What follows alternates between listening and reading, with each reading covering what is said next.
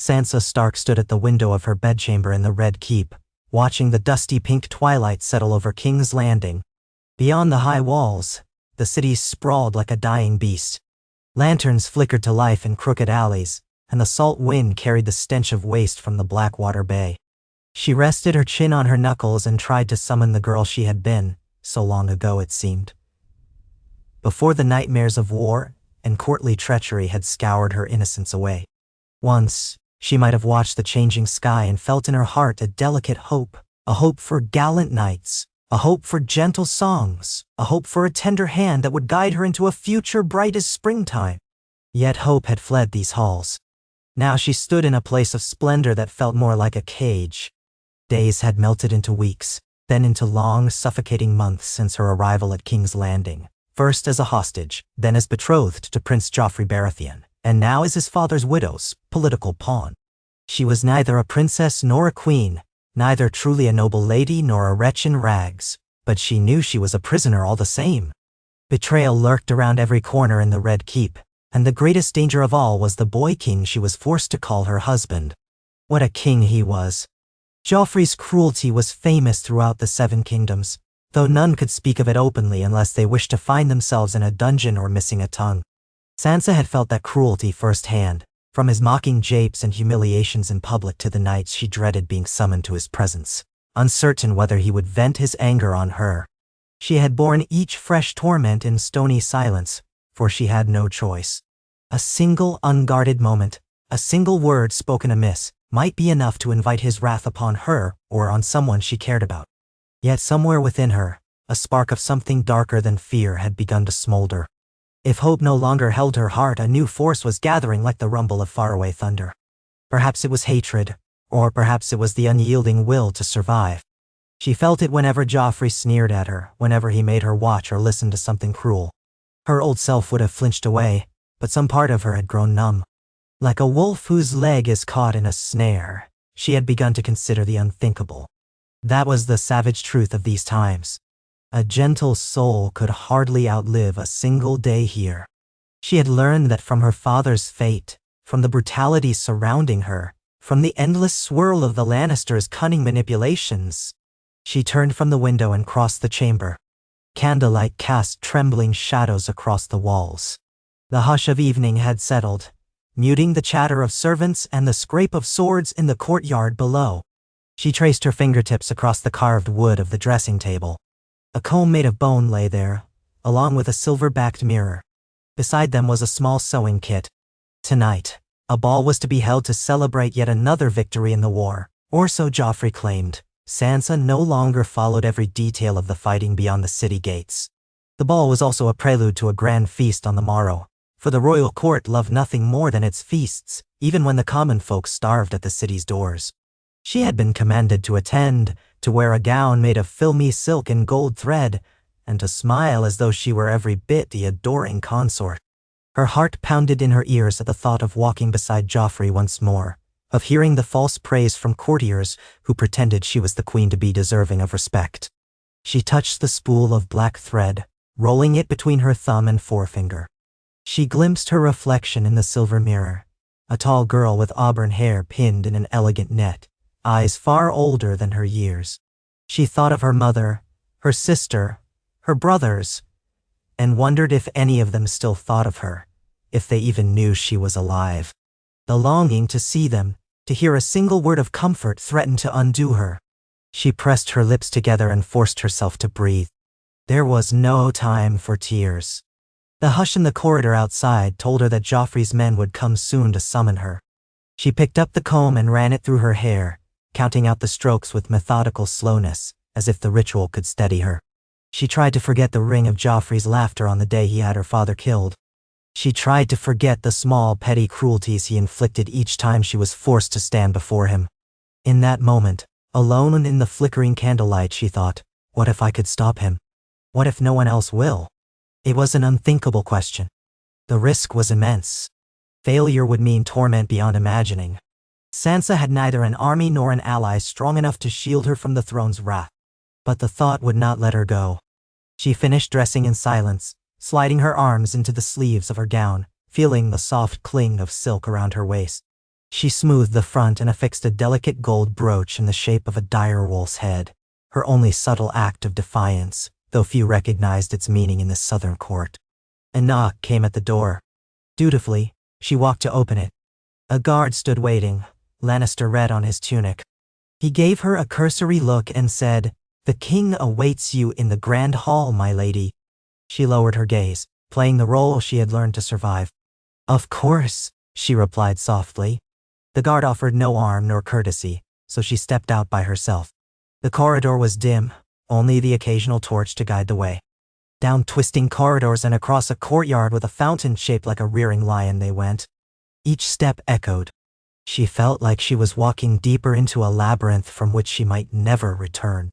At the entrance to the great hall, she paused. Trumpets sounded within, and she could hear the hum of noble voices, the scrape of boots on the stone floor, the jangling of armor. Chandeliers glowed with enough candlelight to make the marble pillars gleam. In the distance, she saw Joffrey seated on the Iron Throne, awaiting the start of the evening's festivities. His mother, Cersei, stood by his right shoulder, elegant in green velvet, her expression proud. Dignitaries from across the city were gathering to pay homage to the king before the dancing began. Sansa found herself trembling. She forced composure. Her mind slid into the well-rehearsed calm that had become her defense. Keep your head down. Speak only when spoken to. Show no sign of rancor or fear. Wait. Endure. Survive. These were the watchwords she whispered to herself each morning.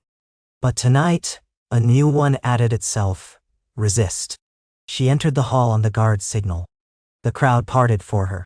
She felt their eyes upon her, heard the murmurs of lords and ladies, the hush of envy or sympathy, she could not tell which.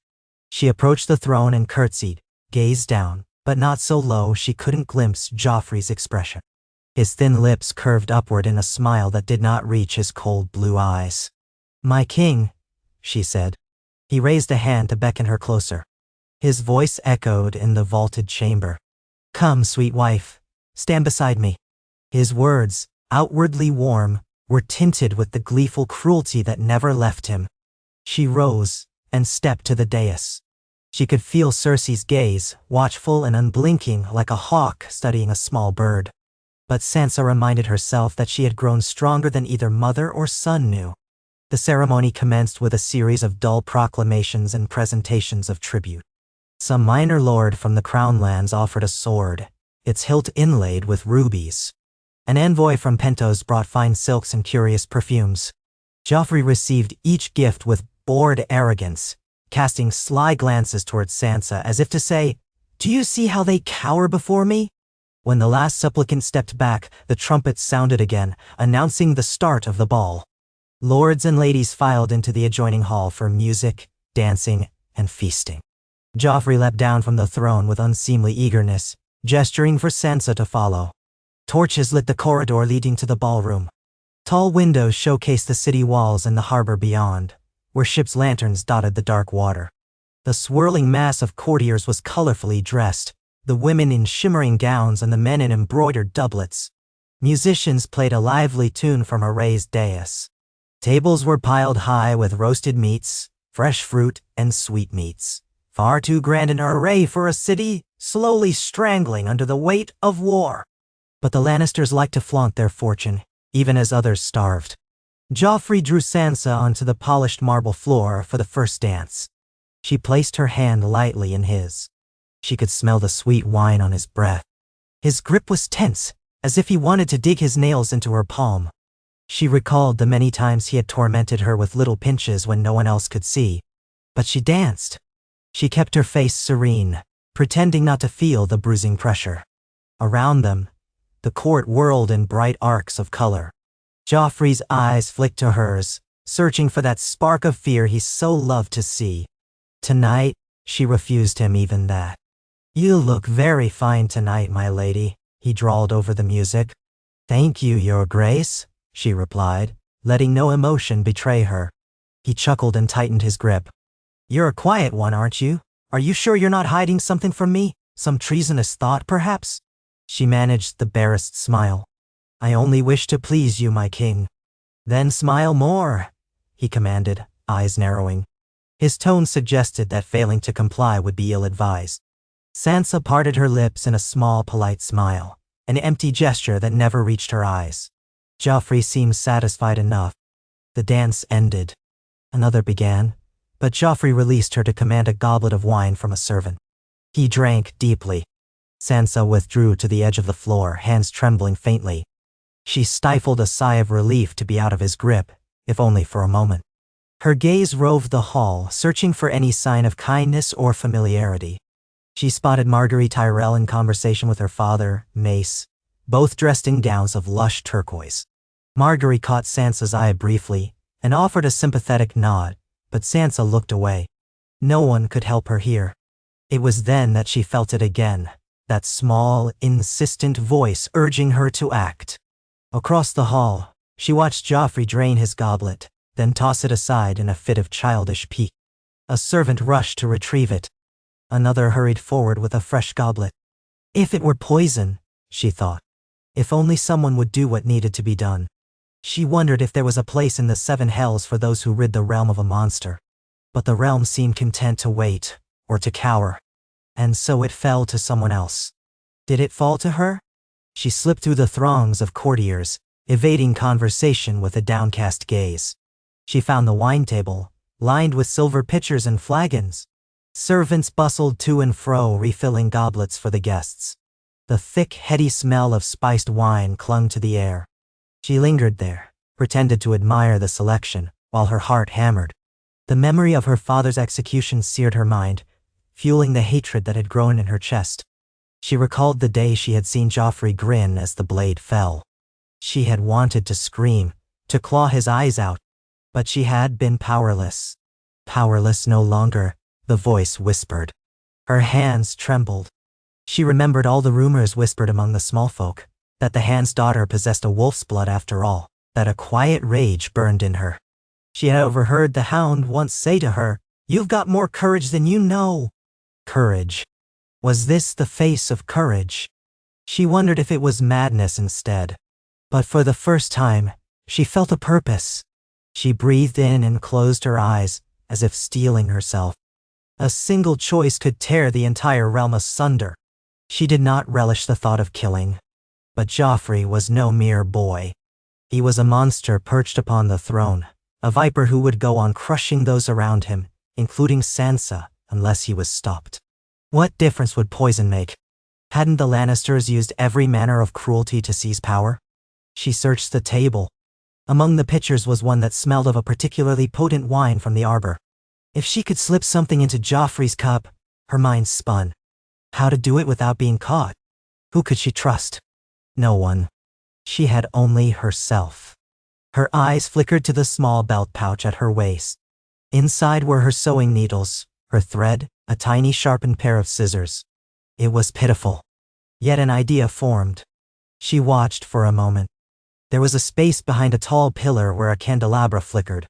A servant boy placed pitchers there, awaiting the next round of goblets. If she could slip behind it, unseen, for even a moment, she forced her breathing to steady. It felt as if the walls were closing in. She glanced around the crowd. Most were preoccupied with the dancing, the music, the swirl of velvet and silk. She stole behind the pillar, careful not to jostle anyone. The candelabra's flame wavered in the gust of her movement. Heart thrumming, she reached into her pouch and withdrew a needle. It was so small in her shaking fingers. How could it help her end a tyrant? She set the needle between her teeth and fumbled for the small bottle she had stolen days ago from Pycelle's workshop, an unmarked vial of thick, oily substance that the Grand Maester had left out. At the time, she had not fully understood what she was stealing, only that her situation was desperate and that poisons were rumored to lurk among Pycelle's stores of sleeping draughts and potions. She had asked innocently about potions to soothe nightmares, and he had turned his back to rummage through his shelves. In that moment, she had spied the dark vial. On a rash impulse, she had stolen it.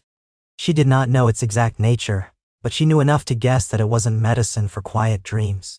Perhaps it was tear of Lys, or some other lethal venom. Enough to kill, if used wisely. Her mind whirled with the realization of what she held. To kill Joffrey meant to declare war on the Iron Throne itself. And yet, if she did nothing, what future remained for her? The vow formed in her mind as she uncorked the vial. Only a single drop. One drop in his wine. That's all it would take. She dipped the needle, letting it glisten with a bead of the substance. Her entire body felt electrified. If she failed, her life was forfeit. If she succeeded, would it even bring her peace? She did not know. But she had to act. She capped the vial quickly and tucked it away. The music soared, covering the rapid beat of her breath. She wiped the needle on the tip of her finger, transferring the lethal drop onto her skin. Her heart hammered so loudly she was sure everyone must hear it. Swallowing hard, she stepped back into the flow of the crowd, letting her skirt swirl around her ankles. Each step felt like she was in a dream. Joffrey was flirting with a pair of young ladies near the dais, ignoring his mother's sideways glance. She heard his brittle laughter, full of mocking scorn. Beside him, a servant hovered with a fresh goblet of arbor gold, awaiting a moment to offer it. Sansa made her way around the edges of the room, stepping carefully so as not to bump into anyone. The slightest disturbance might draw attention to her. If she was intercepted, her trembling voice would betray her. She had to reach Joffrey's goblet first. The servant glanced away momentarily, and in that instant, Sansa swept past the table where the goblet sat waiting. With a deft flick, she pressed her poison-smeared fingertip against the rim. The wine's surface rippled at the contact but did not spill. The droplet dissolved without color. She drew her hand away at once, forcing herself to move on naturally, as if she were only fetching a cup for herself. Her mind screamed that she had done it. She felt as if she were falling from a great height. A courtier brushed past her, smiling politely, and Sansa returned the gesture with a small nod, desperate not to show her panic. She heard the servant say, "Your Grace," as he stepped forward to present the goblet. Joffrey, mid-laugh, snatched the cup and raised it to his lips. Then, it happened. He drank deeply, heedless of any danger, as if the notion that anyone would dare poison him was beneath his imagining. Sansa's knees nearly buckled. She forced herself to keep walking. She found a place against the wall to stand, heart pounding so fiercely she was certain it would burst. Her skin burned with the knowledge of what she had done. Time stretched. The music went on, the dancers twirled, the torches flickered. Joffrey finished the goblet in 3 large gulps. Then he tossed it to the floor. Servants scrambled to pick up the spilled vessel. He continued speaking to the ladies, a smug grin plastered on his face. Each passing second seemed an eternity to Sansa, each breath ragged as she wondered when the poison might take hold, if it even would. She feared that the substance was something else, or that she had used too little, or too much. Doubt screamed in her mind. Then she saw Joffrey place a hand to his throat, blinking. He paused, confusion flickering across his features. One of the young ladies laughed at something he had just said, but his attention no longer seemed to be on her. A bead of sweat appeared on his temple despite the mild evening temperature. He swallowed, coughed once, then tried to laugh it off. Sansa's mouth felt as dry as dust. She saw the faint tremor in his frame. He coughed again, more violently. His face twisted in annoyance or perhaps fear. The ladies stepped back, uncertain. The music faltered when someone cried out in alarm. A hush spread through the crowd, rippling outward as courtiers realized the king was in distress. "Your Grace," the servant ventured, stepping forward as if to offer help. Joffrey's cough became a raw, hacking spasm. He tried to speak, but only a gargling sound came out. His eyes widened, bloodshot with mounting panic. He clutched at his throat, face reddening as if he could not draw breath. All around him, lords and ladies froze in horrified indecision. Cersei rushed forward, her green gown trailing behind her like a serpent's tail. "Joffrey!" she cried. She seized her son's arms, trying to steady him. Her face was taut with fear. He staggered, knocking over the table of wine. Goblets and pitchers crashed, splattering red and gold across the marble floor. The music had stopped. An eerie silence enveloped the ballroom. Then panic erupted. Some shouted for a maester, others backed away, fearful of being associated with whatever had befallen the king. Joffrey collapsed to his knees, clawing at his throat. The veins in his face stood out like ropes, and his eyes bulged as if begging for deliverance. Cersei screamed his name, again and again, clutching him in desperation. And then, with a final horrible retch, blood spattered from his mouth. His limbs convulsed. Sansa watched, unable to tear her gaze away. A monstrous sense of shock roiled in her stomach. She had done this. She had ended a life. And not just any life, but the life of a king. In the final moments, Joffrey's gaze swept frantically around the room, searching for something or someone to save him, or to take revenge upon. Perhaps he even caught sight of Sansa, standing pale against the wall, her eyes locked on his. For a heartbeat, he seemed to recognize her. His mouth opened in a silent rictus. Then his eyes rolled back, and he fell limp, his head striking the marble with a sickening crack. A scream tore from Cersei that echoed through the hall. She gathered Joffrey's body to her, rocking him as though he were still a helpless child. His blood smeared her gown, her arms, her hands. Around them, the assembled courtiers recoiled in horror and dread. Guards rushed forward. The scene was chaos incarnate, the clang of armor and the shouts of confusion reverberating off the marble columns. And there stood Sansa, heart rattling in her chest, hands trembling at her sides, an eerie numbness settling over her. She expected at any moment for an accusing finger to be pointed at her, for cries of traitor or poisoner to ring out. Yet in the confusion, no one paid her any heed. Everyone's eyes were on the king's contorted corpse or on the hysterical queen mother. Some still did not fully grasp what had happened.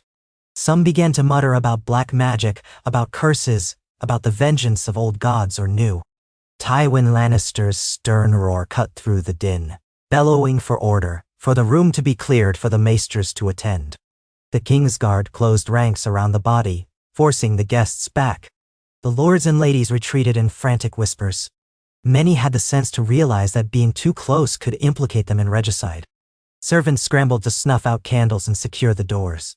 1,000 frantic movements spun like leaves in a storm. Sansa slipped farther away from the dais, almost in a trance. Every nerve in her body said she should run. Flee the city, flee the Red Keep. Vanish before someone realized it was she who had ended Joffrey's life. But she did not yet move. She found her eyes lingering on the king's corpse, as if to confirm that it was truly real, that the monster who had tormented her was gone. It was. He lay there, motionless, a sprawl of fine velvet soaked in blood. At length, she heard a harsh voice behind her. "My lady, you should come with us." A guard. She turned, pulse hammering. It was one of the Kingsguard, a man with narrowed eyes and a hand on the hilt of his sword. "We must see you safely to your chambers." No, she thought. Safe. There would be no safety for her here. Cersei would turn the realm upside down to find who had poisoned her son. And if Sansa was discovered, the punishment would be unspeakable. Without conscious thought, she bolted, slipping between two wide-eyed ladies, and darted for the nearest door. The guard shouted after her. Others turned in alarm. She ducked beneath an archway leading to a side corridor. Her silk skirts swished around her ankles. She heard footsteps pounding behind her. Adrenaline surged through her limbs, lending her speed she had never known she possessed. She fled down the torchlit corridor, ignoring the startled gasps of a pair of servants who pressed themselves against the walls to let her pass. Panic spiked in her chest. She took the first stairwell she found, spiraling upward. Her only thought was to avoid capture, to hide until she could plan something, anything. The notion of making her way to the Godswood flickered through her mind, or perhaps to the stables. But the Red Keep was a labyrinth, and the Lannisters had countless men. She could hear the thud of boots in pursuit. If they caught her now, she was as good as dead. She reached the top of the stairwell, breath coming in gasps. Before her stretched another corridor, lined with tapestries of royal hunts. She sprinted down its length, trying doors at random. The first two were locked. The third opened into a small solar. She slipped inside, slammed it shut behind her. The room was dark, illuminated only by the faint moonlight through a narrow window. She hurried across and peered outside. The drop was sheer, 3 stories down to the courtyard below. Her breath hitched. The footsteps drew closer. Desperate, she scanned the dim space. A large wardrobe stood against the wall, its doors carved with sigils of the seven. She wrenched one open and found it full of musty cloaks. Trembling, she squeezed inside, drew the door shut, and tried to quiet her breathing. The musty smell of old fabric enveloped her. She pressed her ear to the crack in the door. Through the gloom she could just make out a faint shaft of moonlight illuminating the floor. A moment later, the solar door burst open. Torchlight flared as the guard entered, swearing. "She must be in here," a second guard said, footsteps scuffing across the stone. Sansa bit her lip to suppress a whimper. She heard the men moving around, checking behind chairs, pushing aside a small table. The wardrobe door loomed before her, only a thin barrier between her and discovery. She fought to keep her breath still, though her heart hammered like a drum. If they opened this door... They circled the solar, knocking on paneling, cursing under their breath. One tried the window. "Damned girl can't have flown away," he growled. "She's not here," the other answered in a surly voice. "Let's check the corridor again." Their footsteps retreated. The door creaked shut. Sansa waited, hardly daring to believe her luck. Long moments passed, each a tiny eternity. She strained her ears for any hint of returning footsteps. None came. She exhaled shakily, tears threatening to spill at the shock of what she had done, what she was now forced to do, hiding like a fugitive in her own prison. Joffrey was dead. The words resounded in her mind again and again. "Joffrey is dead, and by my hand." She had not expected the raw surge of guilt that now churned in her stomach. She reminded herself that Joffrey had murdered her father, abused her relentlessly, threatened her family, threatened the realm. She should feel relief or vindication. But all she felt was terror. She had become a kinslayer in the eyes of the court, for Joffrey was her husband by forced marriage. A kingslayer, perhaps, though that term was once reserved for Jaime Lannister. Now that infamous label might be pinned to her as well. She remained in the wardrobe for a long time. The faint hum of activity in the castle drifted through the walls. Shouts, hurried footsteps, the bark of commands. She could imagine the Red Keep erupting in a frenzy as the news spread that King Joffrey had been poisoned. No doubt Cersei had demanded the city gates be closed, that no one might escape. Perhaps the gold cloaks were already patrolling the streets, searching for any conspirators. Eventually, Sansa realized she could not stay hidden here forever. She needed water, food, a plan of escape. She could not allow herself to be cornered by the Lannisters. Gathering her courage, she eased the wardrobe door open and peered into the solar. The room was empty, lit only by the moon. She stepped out, legs stiff from crouching. She crept to the window, glancing down again. In the courtyard below, a pair of guards stood watch, torches in hand, scanning the area. There would be no sneaking out that way. She slipped to the solar door. Pressing her ear against it, she detected no immediate sound of voices. Perhaps the guards had moved on. Slowly, she opened the door and stepped into the corridor. Torch sconces cast dancing shadows on the walls. A hush had descended, but she knew it was the hush of a place on high alert. She needed to think. Westeros was a land of secrets, and somewhere in this keep, there must be a hidden passage or corridor she could use. She remembered half-heard tales of Maegor the Cruel's hidden tunnels, the labyrinth beneath the Red Keep. If she could find such a passage, perhaps she could slip away, eventually make her way to the harbor, stow away on a ship. It was a fragile hope, but hope was all she had. She crept onward, taking care to move silently, her slippers making only the faintest whisper on the stone floors. She passed tapestries depicting Targaryen dragons and carved reliefs of past kings. The architecture twisted unpredictably, as if designed to confound intruders. She prayed it would confound her pursuers as well. When she came to a branching corridor, she chose one at random, trusting to the old gods for guidance. At every corner her heart lurched, fearful of running into a patrol. She heard voices once and ducked behind a column, stifling a gasp until the footsteps passed. At length, she came to a deserted wing of the keep. The air was still, a faint draft stirring ancient cobwebs. This portion seemed to have been abandoned, or at least rarely used. Suits of armor stood silent guard in alcoves, half covered with dust. The tapestries here were moth-eaten, the windows grimy. She ventured onward, her hand drifting to the small pouch at her waist, where the empty vial still rested. It felt heavier than lead. She found a locked door, tried it, and discovered it opened with a shove, the old wood scraping on the threshold. Inside, a flight of steps curved downward into darkness. An extinguished torch lay in a sconce. Sansa hesitated only a moment before taking it, searching her pouch for the small flint she carried for her sewing candles. She lit the torch, the flame sputtering at first. The stale air smelled of earth and decay. Heart pounding, she descended, step by cautious step. The stairs spiraled down deeper than she had imagined. The walls narrowed, dripping with moisture. At last she emerged into a subterranean corridor that stretched off in two directions. This must be part of the Red Keep's underbelly, she realized, half forgotten from older reigns. She had never heard of a direct route to the outside from here, but rumor had it the Targaryens and other kings had built many escape passages. With no better choice, she followed the corridor to the left. She walked for what felt like hours. Twice, she tried other passages, only to find them caved in or sealed with rusted gates. The deeper she went, the more fear gnawed at her. What if she became hopelessly lost here? Yet the dread of being found above spurred her onward.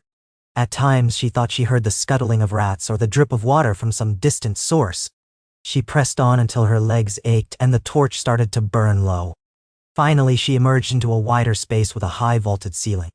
Dust motes swirled in the torchlight. Large wooden crates were stacked along one side, rotted by time and damp. The air had a faint tang of salt. With every step she tested the ground. The floor here was rougher, broken in places. She realized with a start that she could hear a distant roar, like the sea. Could she be nearing the rocky base of Aegon's high hill upon which the Red Keep was built? A wave of hope surged in her chest. If there was an outlet to the bay, she might slip into the night like a ghost. She examined the walls, searching for any crack or opening. Near the far corner, she spied a trickle of moonlight shining through a narrow gap, large enough perhaps to squeeze through if she moved the crates aside. She placed the torch in a holder on the wall and began to shift the rotted crates. They came apart in her hands, releasing puffs of dust and making her cough. Beneath them, a low passage led onward. She bent and peered through it. A slope descended to an archway of stone that opened onto blackness. If the salt air was drifting in, perhaps it was an outlet to the sea. She crawled through, ignoring the splinters that tore at her gown. Beyond the archway she found a small platform of rough stone, slick with algae, overlooking dark water. She heard waves lapping at the rock. Above, a half-moon hung in the sky, partially obscured by the looming cliff face of the castle's foundations. A sheer drop of perhaps 10 feet separated the platform from the water. Farther out, the faint lights of ships dotted the bay. No guards. No prying eyes. A sob of relief nearly escaped her. She glanced around for a boat or a rope, anything that might help her descend safely. Nothing. She knelt and tested the rock's edge. It was wet, slippery, and angled downward. The drop to the water was dangerously close to the jagged outcropping of rock. She hesitated, fear welling. It would be so easy to slip and dash her brains out or to drown in the black water below. But if she stayed here, it was only a matter of time before the guards scoured the castle and found her.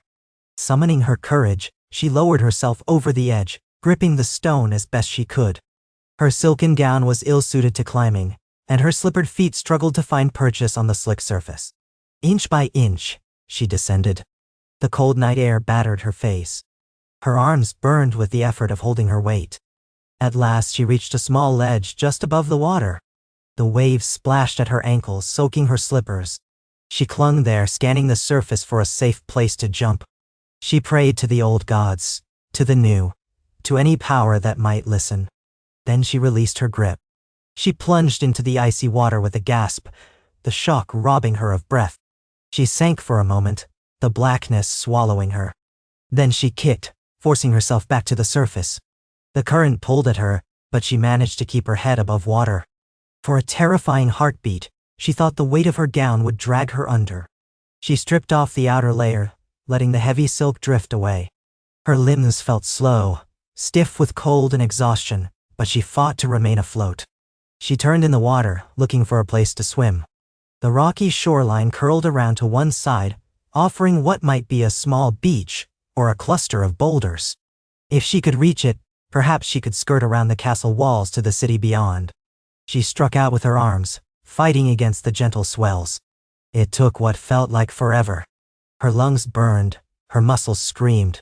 She coughed when a wave splashed across her face, the salt stinging her eyes. But at last her feet touched rough sand. She stumbled out of the water, half collapsing on the narrow stretch of pebbles at the base of the fortress wall. She lay there for a moment, trembling from cold and shock. It occurred to her that she might die from exposure if she did not get warm soon. She crawled toward the rock face, clinging to the shadows. Above her towered the Red Keep's formidable walls, seeming to merge with the cliff face itself. No sign of guards, no sign of pursuit, yet. She knew it was only a matter of time. She staggered to her feet, hugging herself to preserve warmth. In the moonlight, her drenched underdress clung to her skin. Her teeth chattered. She forced herself onward, following the shoreline as far as she could. The tide was not high, but she had to navigate slippery rocks and the occasional inlet to keep going. At last, she reached a point where the city's outer harbor began. She saw the glow of torchlight from the walls that separated the Red Keep from the rest of King's Landing.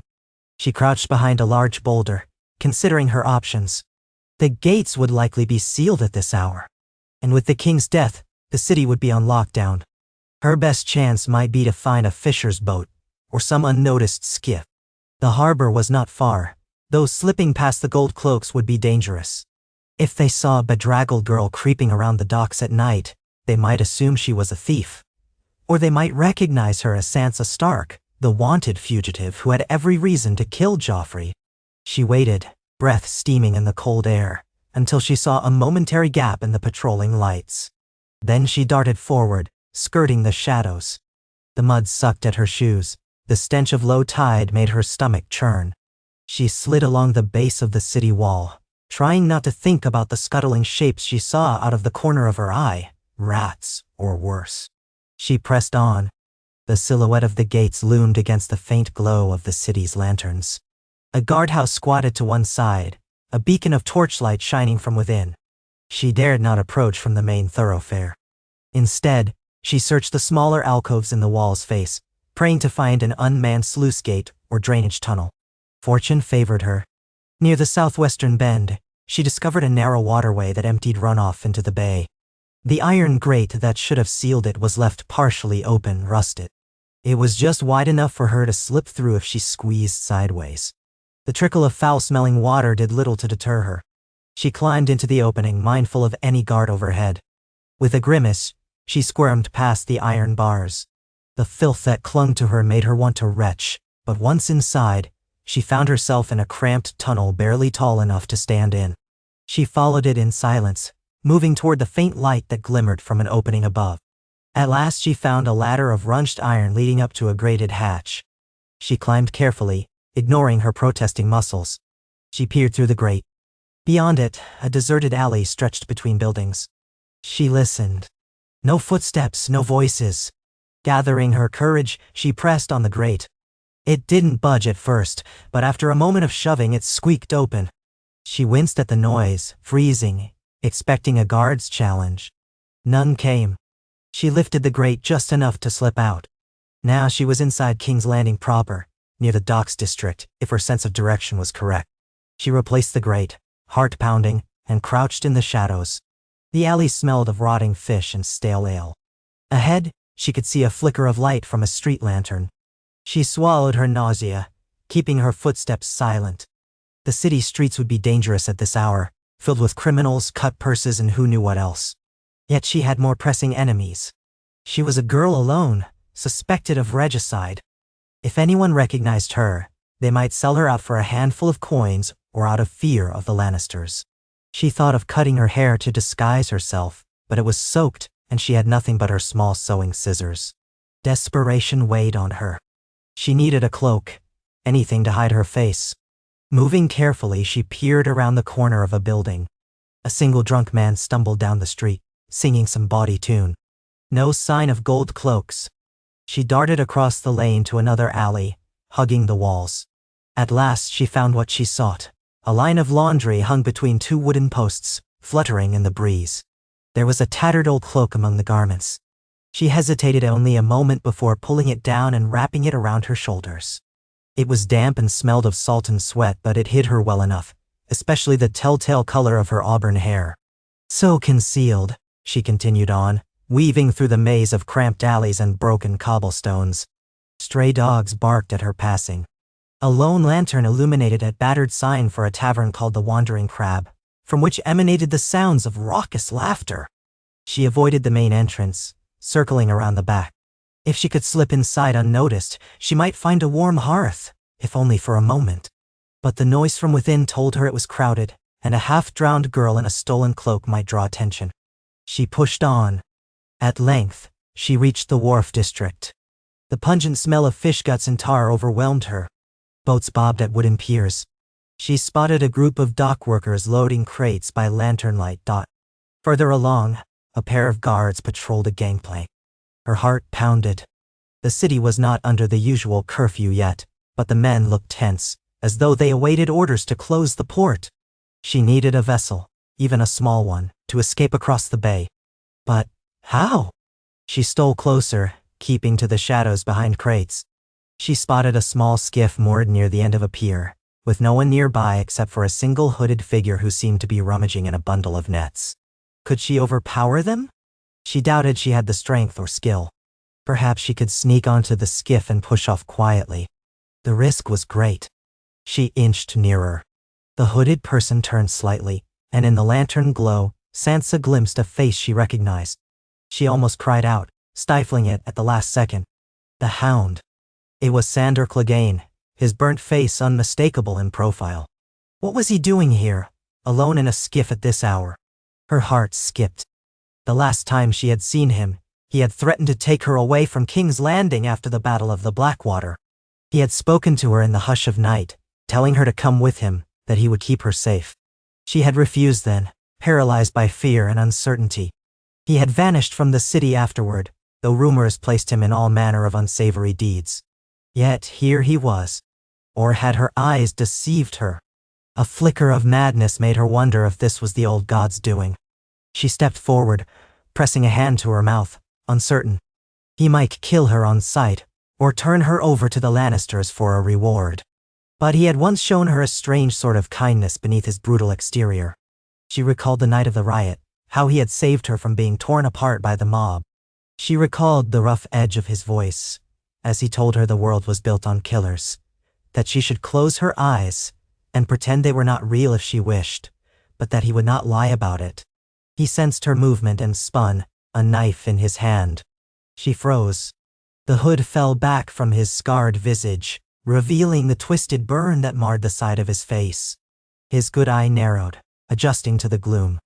For a long moment, neither spoke. Then in a low rasp he said, "Little bird?" Her throat tightened. She could barely form words. "Sandor, please." He glanced around, clearly wary of an ambush. "You look like a drowned rat," he said. "What in the seven bloody hells are you doing out here?" She forced back a sob. I had to run. Joffrey's dead." She almost choked on the enormity of the words. "They'll blame me. They will kill me." He stared, something flickering in his gaze, a mix of disbelief, then understanding. "So the little bastard is gone." He let out a low breath, almost a snort of grim amusement. "And you think they'll pin it on you?" She nodded shakily. "I'm sure of it. I had to escape." He studied her for another moment, as if weighing her words. Then he glanced to either side, scanning the piers. "It'll be chaos soon. Cersei will tear the city apart." He sheathed his knife. "Get in the boat if you're coming. We've no time to waste."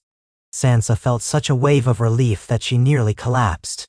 She stepped forward and climbed onto the skiff, taking care not to tip it.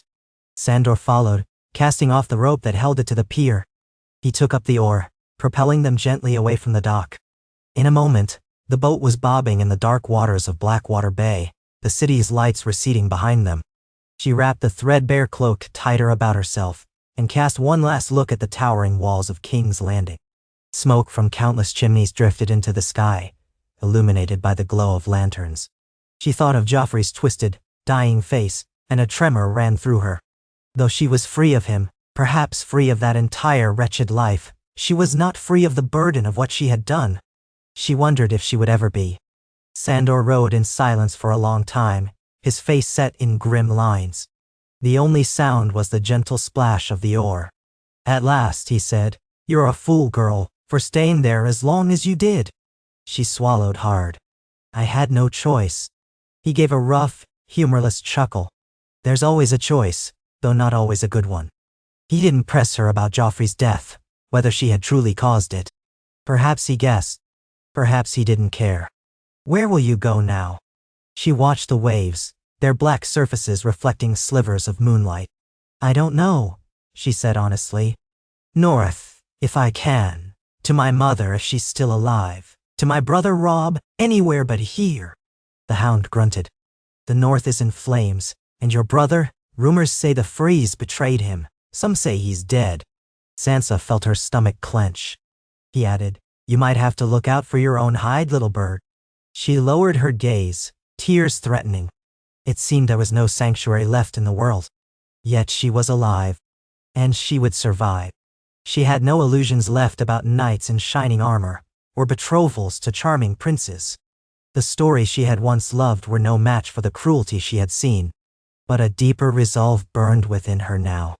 She had killed a king, or so the rumor would say, and she had escaped. That demanded a new kind of strength. They floated in the quiet darkness, King's Landing growing smaller behind them, a dream, or a nightmare, left in their wake. Sansa Stark closed her eyes and felt the salt wind on her face, half sobbing, half laughing in silent hysteria at the memory of Joffrey, choking on his own malice. Perhaps the gods would judge her for what she had done. Perhaps the realm would curse her name. She did not know. But for this one moment she was free of his shadow. And she would see the dawn again. The dawn, when it came, found their skiff drifting near a larger merchant vessel anchored in the bay. Sandor hailed the crew. They were a ragged bunch, the captain a lean man with a face scarred by pox, but they seemed more interested in the gold coin the hound offered than in the identity of the girl cowering under the cloak. Sansa clutched the side of the skiff, staring at the looming hull of the ship with apprehension. But she had no choice. She climbed aboard, bruised feet leaving muddy prints on the deck. The captain, who named himself Darosfarn, gave Sansa a curious look, but accepted Sandor's coin. "We sail for Gulltown on the evening tide," he said. "Then bravos or pentos if the storms hold off. Make yourselves useful or keep out of my crew's way, and I'll not ask your business." "Agreed," Sandor replied gruffly. He helped Sansa up, ignoring the stares of the sailors. Some recognized the hound, or recognized his scars at least, but none openly challenged him. A hush seemed to settle, as though they all knew well enough not to cross a man with that aura of danger. Sansa found a quiet corner near the ship's forecastle, grateful for a place to rest that was at least drier than the skiff. She sank down, exhaustion overwhelming her. Every muscle ached, her stomach twisted with hunger. But she was alive. She wrapped the cloak around herself and closed her eyes against the morning light, letting the gentle sway of the ship lull her. Sleep tugged at her, and she let it come, for she had not the strength to resist it any longer. She dreamed of Winterfell, of its snow-covered towers and the warmth of the great hall. She saw her siblings running through the yard, Arya flailing a wooden sword while Bran watched wide-eyed. She felt her mother's gentle hand on her hair. She saw her father's face, stern yet kind. His voice whispered something she could not fully make out, but it filled her with a sense of longing so great it hurt. Then the dream shifted to Joffrey's face, contorted, choking, the life draining from his eyes. She jolted awake with a gasp. Blinking, she realized the sun was higher, the deck busier. The sailors were preparing to weigh anchor. Sandor was nowhere in sight. She stood, legs trembling, and approached the ship's railing. The city was a distant hive of noise and smoke. Even now, she spotted the bright gold cloaks milling on the docks, searching vessels, scanning crowds. She prayed they would not bother this merchant ship. The hush in the harbor was broken by horns and shouting. Clearly, word of the king's death had spread. She could only imagine the terror Cersei would unleash upon the city. "How are you faring?" came Sandor's rasping voice behind her. She turned to find him leaning against a coil of rope, arms folded, watching her. Despite herself, she felt a wave of gratitude for his presence. "I'm all right," she lied. He gave her a look that said he knew better, but he didn't press it. "A day or two, and we'll be in Gulltown," Sandor said. "From there, you'll have choices. East, across the narrow sea. North, if you're fool enough to go. West to the Vale. Suit yourself." She nodded, a lump in her throat. "Thank you," she whispered. He only grunted. Sansa understood that was as close to kindness as he would get. She turned her gaze back to the horizon. The sails caught a gust of wind, and the ship began to glide away from King's Landing. The tension in her chest eased fractionally with each yard of water that separated her from the Red Keep's shadow. But the memory of what she had done to Joffrey remained, a stain that would never be washed away. Could she find a new life, far from the cruelty of the capital, far from the Lannisters' reach? Or was she doomed to be hunted for regicide, forever a fugitive?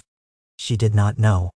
But for now, she clutched the railing and closed her eyes, letting the breeze play over her face. She felt no joy, no triumph in what she had done, only grim determination to move forward. If the realm called her a murderer, then so be it. She had rid the world of a monster who would have killed her or worse. She had given herself the only chance she might ever have at freedom. That was enough. She would learn to live with the ghost of that choice, for the living have no other recourse. Behind her, the hound barked orders at a deckhand, the sails flapped, and the cry of gulls punctuated the hush of the morning. King's Landing shrank behind them, a hive of intrigue that would tear itself apart trying to find who had slain its boy king. In time they might guess the truth, or spin a dozen lies to mask it. But Sansa Stark had made her escape, with the help of a scarred man who saw the ugly truths of the world as plainly as she now did. She stood there until the city was no more than a blur against the horizon. Then she drew the tattered cloak tighter about her shoulders and turned to face the future. The wind carried them onward, away from a life of enforced docility and broken dreams, and toward something else, something uncertain, but at least her own. She thought of Winterfell once more, of the old gods in their silent grove of weirwoods, and she prayed that her family would someday understand the choice she had made. If she ever saw them again, she prayed they would see not a frightened girl, but a woman forged by fire and shadow, willing to do what was necessary. The waves beneath the hull sounded like distant voices, and she tried to imagine that they were whispering of home, beckoning her to a place where she might heal. High above, the gulls circled in a pale sky. The sun climbed, revealing the vastness of the sea, the promise of distant shores. Sansa Stark straightened, the ghost of a sad smile on her lips. Joffrey Baratheon was dead, and she was free. The wheels of fate had turned, and no one could undo what she had wrought. Perhaps the Seven Kingdoms would reel from this calamity. Perhaps new wars would be sparked or old ones reignited. But that was beyond her now. She felt only the sway of the ship, the salt breeze, and the faint glimmer of hope that somewhere ahead, beyond the horizon, lay a place where she might live unbound. It was a fragile hope, but hope nonetheless, something she had thought lost forever in the halls of the Red Keep. And that faint spark was all she had. For one who had faced the cruelty of men and come away with blood on her hands, it would have to be enough. Sansa Stark had expected the nightmares. She had expected to jerk awake in a cold sweat each time she relived the moment Joffrey Baratheon clawed at his own throat, the color draining from his cheeks, his eyes bulging with terror. She had expected to see his blood on her hands. She had expected guilt, or at least the heavy disquiet that came from defying the entire order of the Seven Kingdoms by murdering its king. But as the merchant vessel bearing her and the Hound drifted farther from the shores of King's Landing, Sansa found that her dreams were strangely subdued. Some nights she envisioned Winterfell in the hush of freshly fallen snow, her siblings laughing, and her parents smiling. On other nights she had flickers of Joffrey's contorted features and the echo of Cersei's frantic screams. But in these dreams, Sansa did not run. She did not cower. She stood silent and still, the poison concealed behind her eyes. Then she would wake to the cramped cabin on the merchant ship, rolling gently beneath her, the smell of brine and fish guts woven into the timbers. A single tallow candle half spent illuminated the gloom. She did not cry out. She merely listened to the hush of the sea, and felt the slow, insistent pulse of her own heart, uncertain whether to be relieved or disturbed that she felt so calm. They had slipped out of King's Landing faster than she would have dared hope. That first day at sea, every clank of the rigging and every shout from the sailors felt like the approach of Lannister bannermen come to drag her back. She had hidden in the cramped corner Sandor Clegane had claimed for them.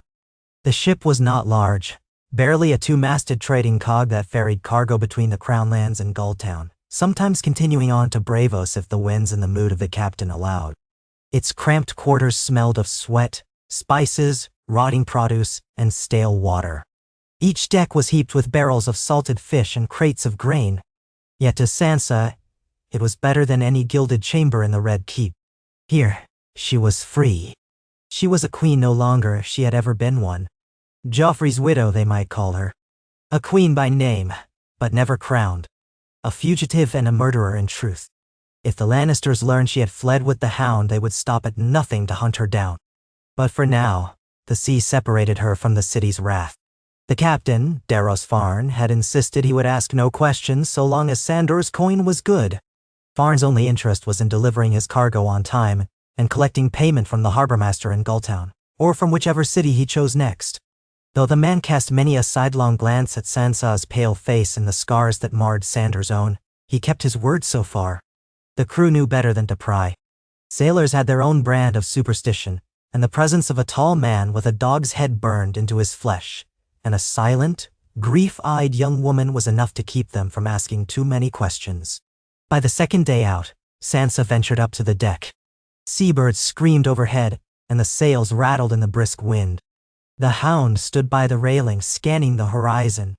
She approached him hesitantly, though by now a subtle accord existed between them, one forged by necessity. She still feared him in some ways, this tall, scarred killer, but she also remembered the times he had shown her a gruff kindness. He had saved her from the mob. He had offered to help her escape King's Landing before. Even after she had refused him, he had not betrayed her. And now, with Joffrey's blood on her hands, yes, she admitted it to herself, it was her doing. He had saved her again. He turned his head slightly as she drew near, the wind shifting his dark hair to expose the mottled burn scars on his face. "Little bird," he said in greeting, voice as rasping as ever. She did not flinch at the sight of his scars anymore. "Sandor." He jutted his chin toward the distant waves. "We'll sight Gulltown soon," he muttered. "A day or two more if the winds don't shift." She glanced at the horizon, which stretched to a faint, blurry line. "Are you leaving the ship there?" He shrugged one massive shoulder. "Might. Depends on whether I've reason to keep going. You?" She swallowed. She had tried to think of where she would go. North seemed a dream. It was said the Boltons had turned on her brother Robb, that the Freys had done even worse. Winterfell was sacked and burned, she had heard. The Vale was under the rule of her Aunt Lysa, who was a Tully by birth, but a woman of uncertain mind by all accounts. Bravos and Pentos were foreign cities. She knew no one there. The swirl of possibilities felt overwhelming. "I don't know," she admitted. "I don't know what's left of my family. I was told." She stopped, forcing back a surge of grief. "I was told Robb was betrayed by the Freys at the Twins. They called it the Red Wedding. My mother was killed too." Her voice caught. Sandor's expression hardened as if bracing for her sorrow, but he said nothing. In the hush that followed, she recalled that he had once followed the Lannisters out of some twisted sense of duty and survival. Now he stood apart from them as she did. She took a trembling breath. "I suppose the Vale might be safer than the North." She hesitated. "My Aunt Lysa might shelter me. I don't know. I fear all the lords of the Vale are sworn to the Iron Throne." He snorted. "Littlefinger might rule there soon enough if rumors are true." "You trust that weasel?" "Nay." Sansa recalled the sly looks Petter Baelish had given her in King's Landing. He had once been friendly with her mother, or so they said, but he had a cunning that made her skin crawl. She did not trust him at all. "No," she answered. "I trust no one there. But it might be the only place they wouldn't think to look for me. Everyone expects Sansa Stark to run north to her kin." He considered that. "And if your aunt sells you out to the Lannisters?" She looked down at the chipped railing. Then I'll run again. I have no illusions left, Sandor. Nanash. He gave a short, humorless laugh. Hey, that's plain. He turned away, as if to watch the gulls.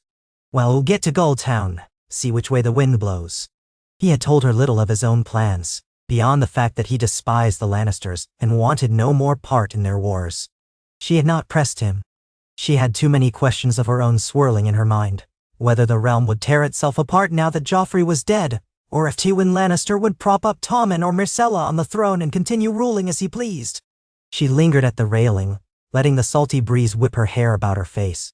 She had cut it shorter with her sewing scissors to make herself less recognizable, so the auburn curls were ragged.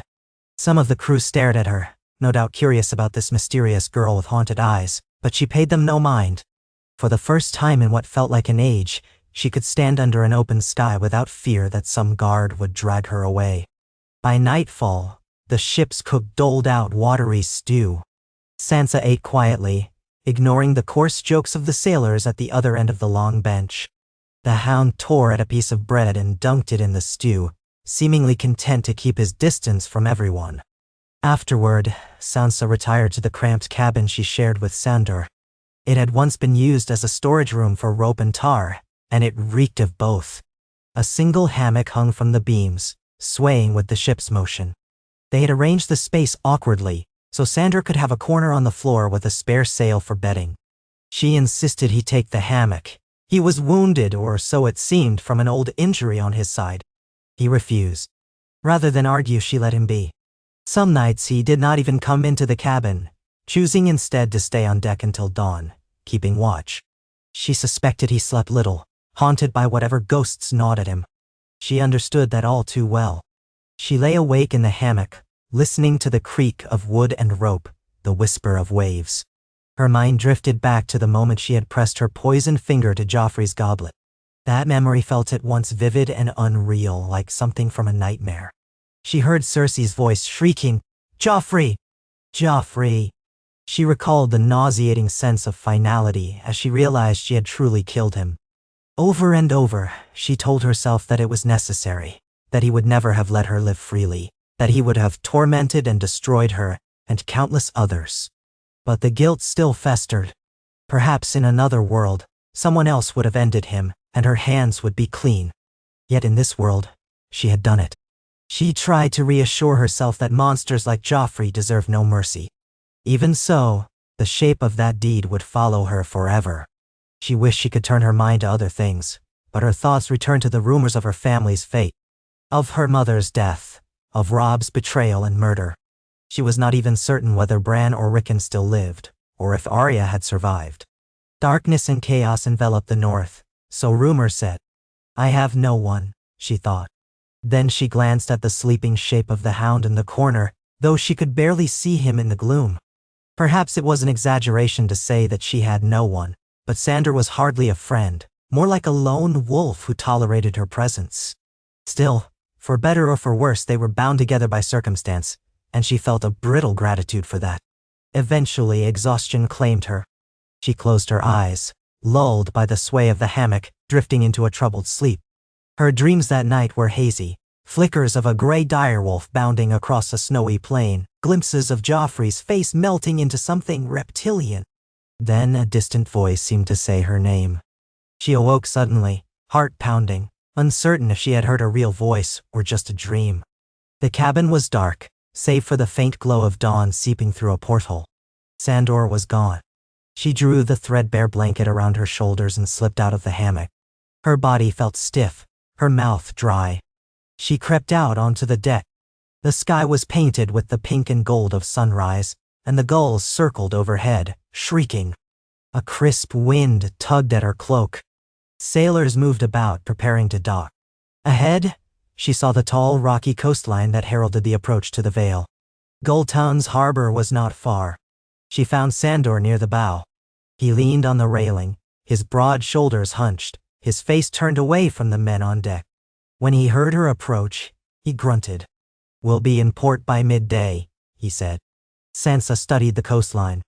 The Vale's mountains rose beyond it, their peaks swathed in cloud. She tried to recall what the castle of the Eyrie looked like, perched high atop that lonely mountain, an impregnable fortress.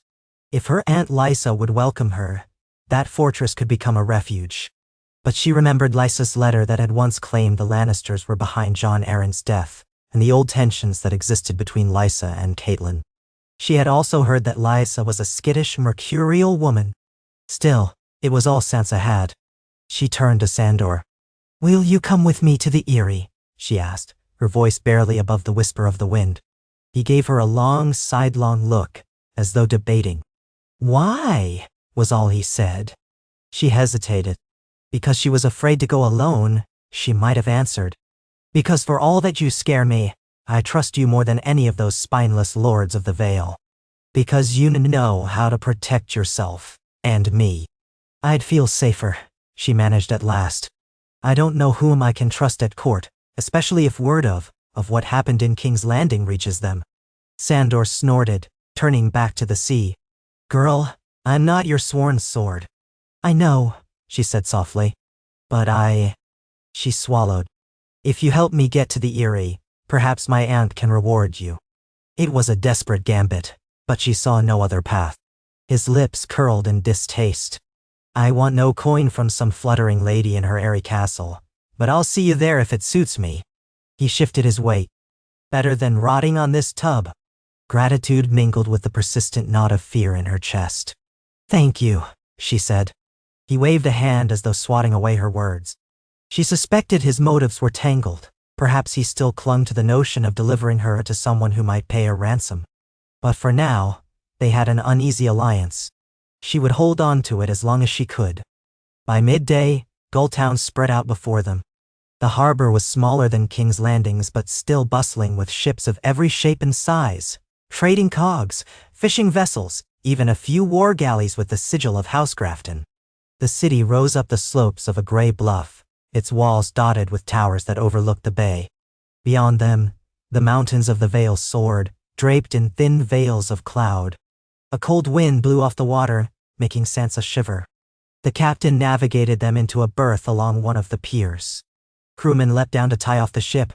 Sansa lingered, heart pounding, scanning the docks for any sign of gold cloaks or Lannister men. She saw none, only the busy crowd of merchants, fishmongers, porters, and travelers disembarking. Gulltown's gates stood open, guarded by men wearing the Grafton coat of arms, 3 gold bars on black. She did not see any banners of the Iron Throne. Sandor's hand on her arm made her jump. "You plan to stand here gaping all day, little bird? Come on!" He slung his pack over his shoulder and ushered her down the gangplank. She smoothed her ragged hair beneath the hood of her borrowed cloak, pulling it low to conceal her face. The dock smelled of fish guts and stale seaweed. Carts rumbled past, loaded with crates of salted cod. Dock workers shouted to one another, hoisting bundles onto their backs. Sansa followed Sandor toward the busier end of the pier, fighting the urge to shrink away from the press of bodies. She had once walked the docks of King's Landing under guard, but here she was just another face in the crowd. Anonymity was its own kind of safety. Yet her heart hammered at every glance someone cast her way, afraid they might see the ghost of a murdered king in her eyes. They passed a weathered sign depicting a gull in flight, the sigil of House Grafton. Beyond it, a row of stalls offered fried fish, boiled shellfish, and mulled wine. The voices of traders and travelers mingled in a clamor of multiple accents. The thick burr of mountain clansmen, the nasal twang of men from the Fingers, even the rolling vowels of sailors from the free cities. If anyone noticed Sansa's anxious expression or Sandor's scarred face, they gave no sign. He led them past the market stalls to a relatively quieter street. "We'll need horses," he growled, glancing down at her. "Unless you fancy walking all the way up to the Eyrie." She had little coin, save for the small purse she had stolen from her own bedchamber in the Red Keep, containing a few gold dragons. It wouldn't buy much, but perhaps enough for a single horse. Sandor had coin as well, no doubt more than she did. She suspected it was money he had taken when he left the Lannister service. "Yes," she murmured, "but we should be careful. I don't want to draw attention." "Nun." He rolled his eyes. "Then keep your hood up and your mouth shut."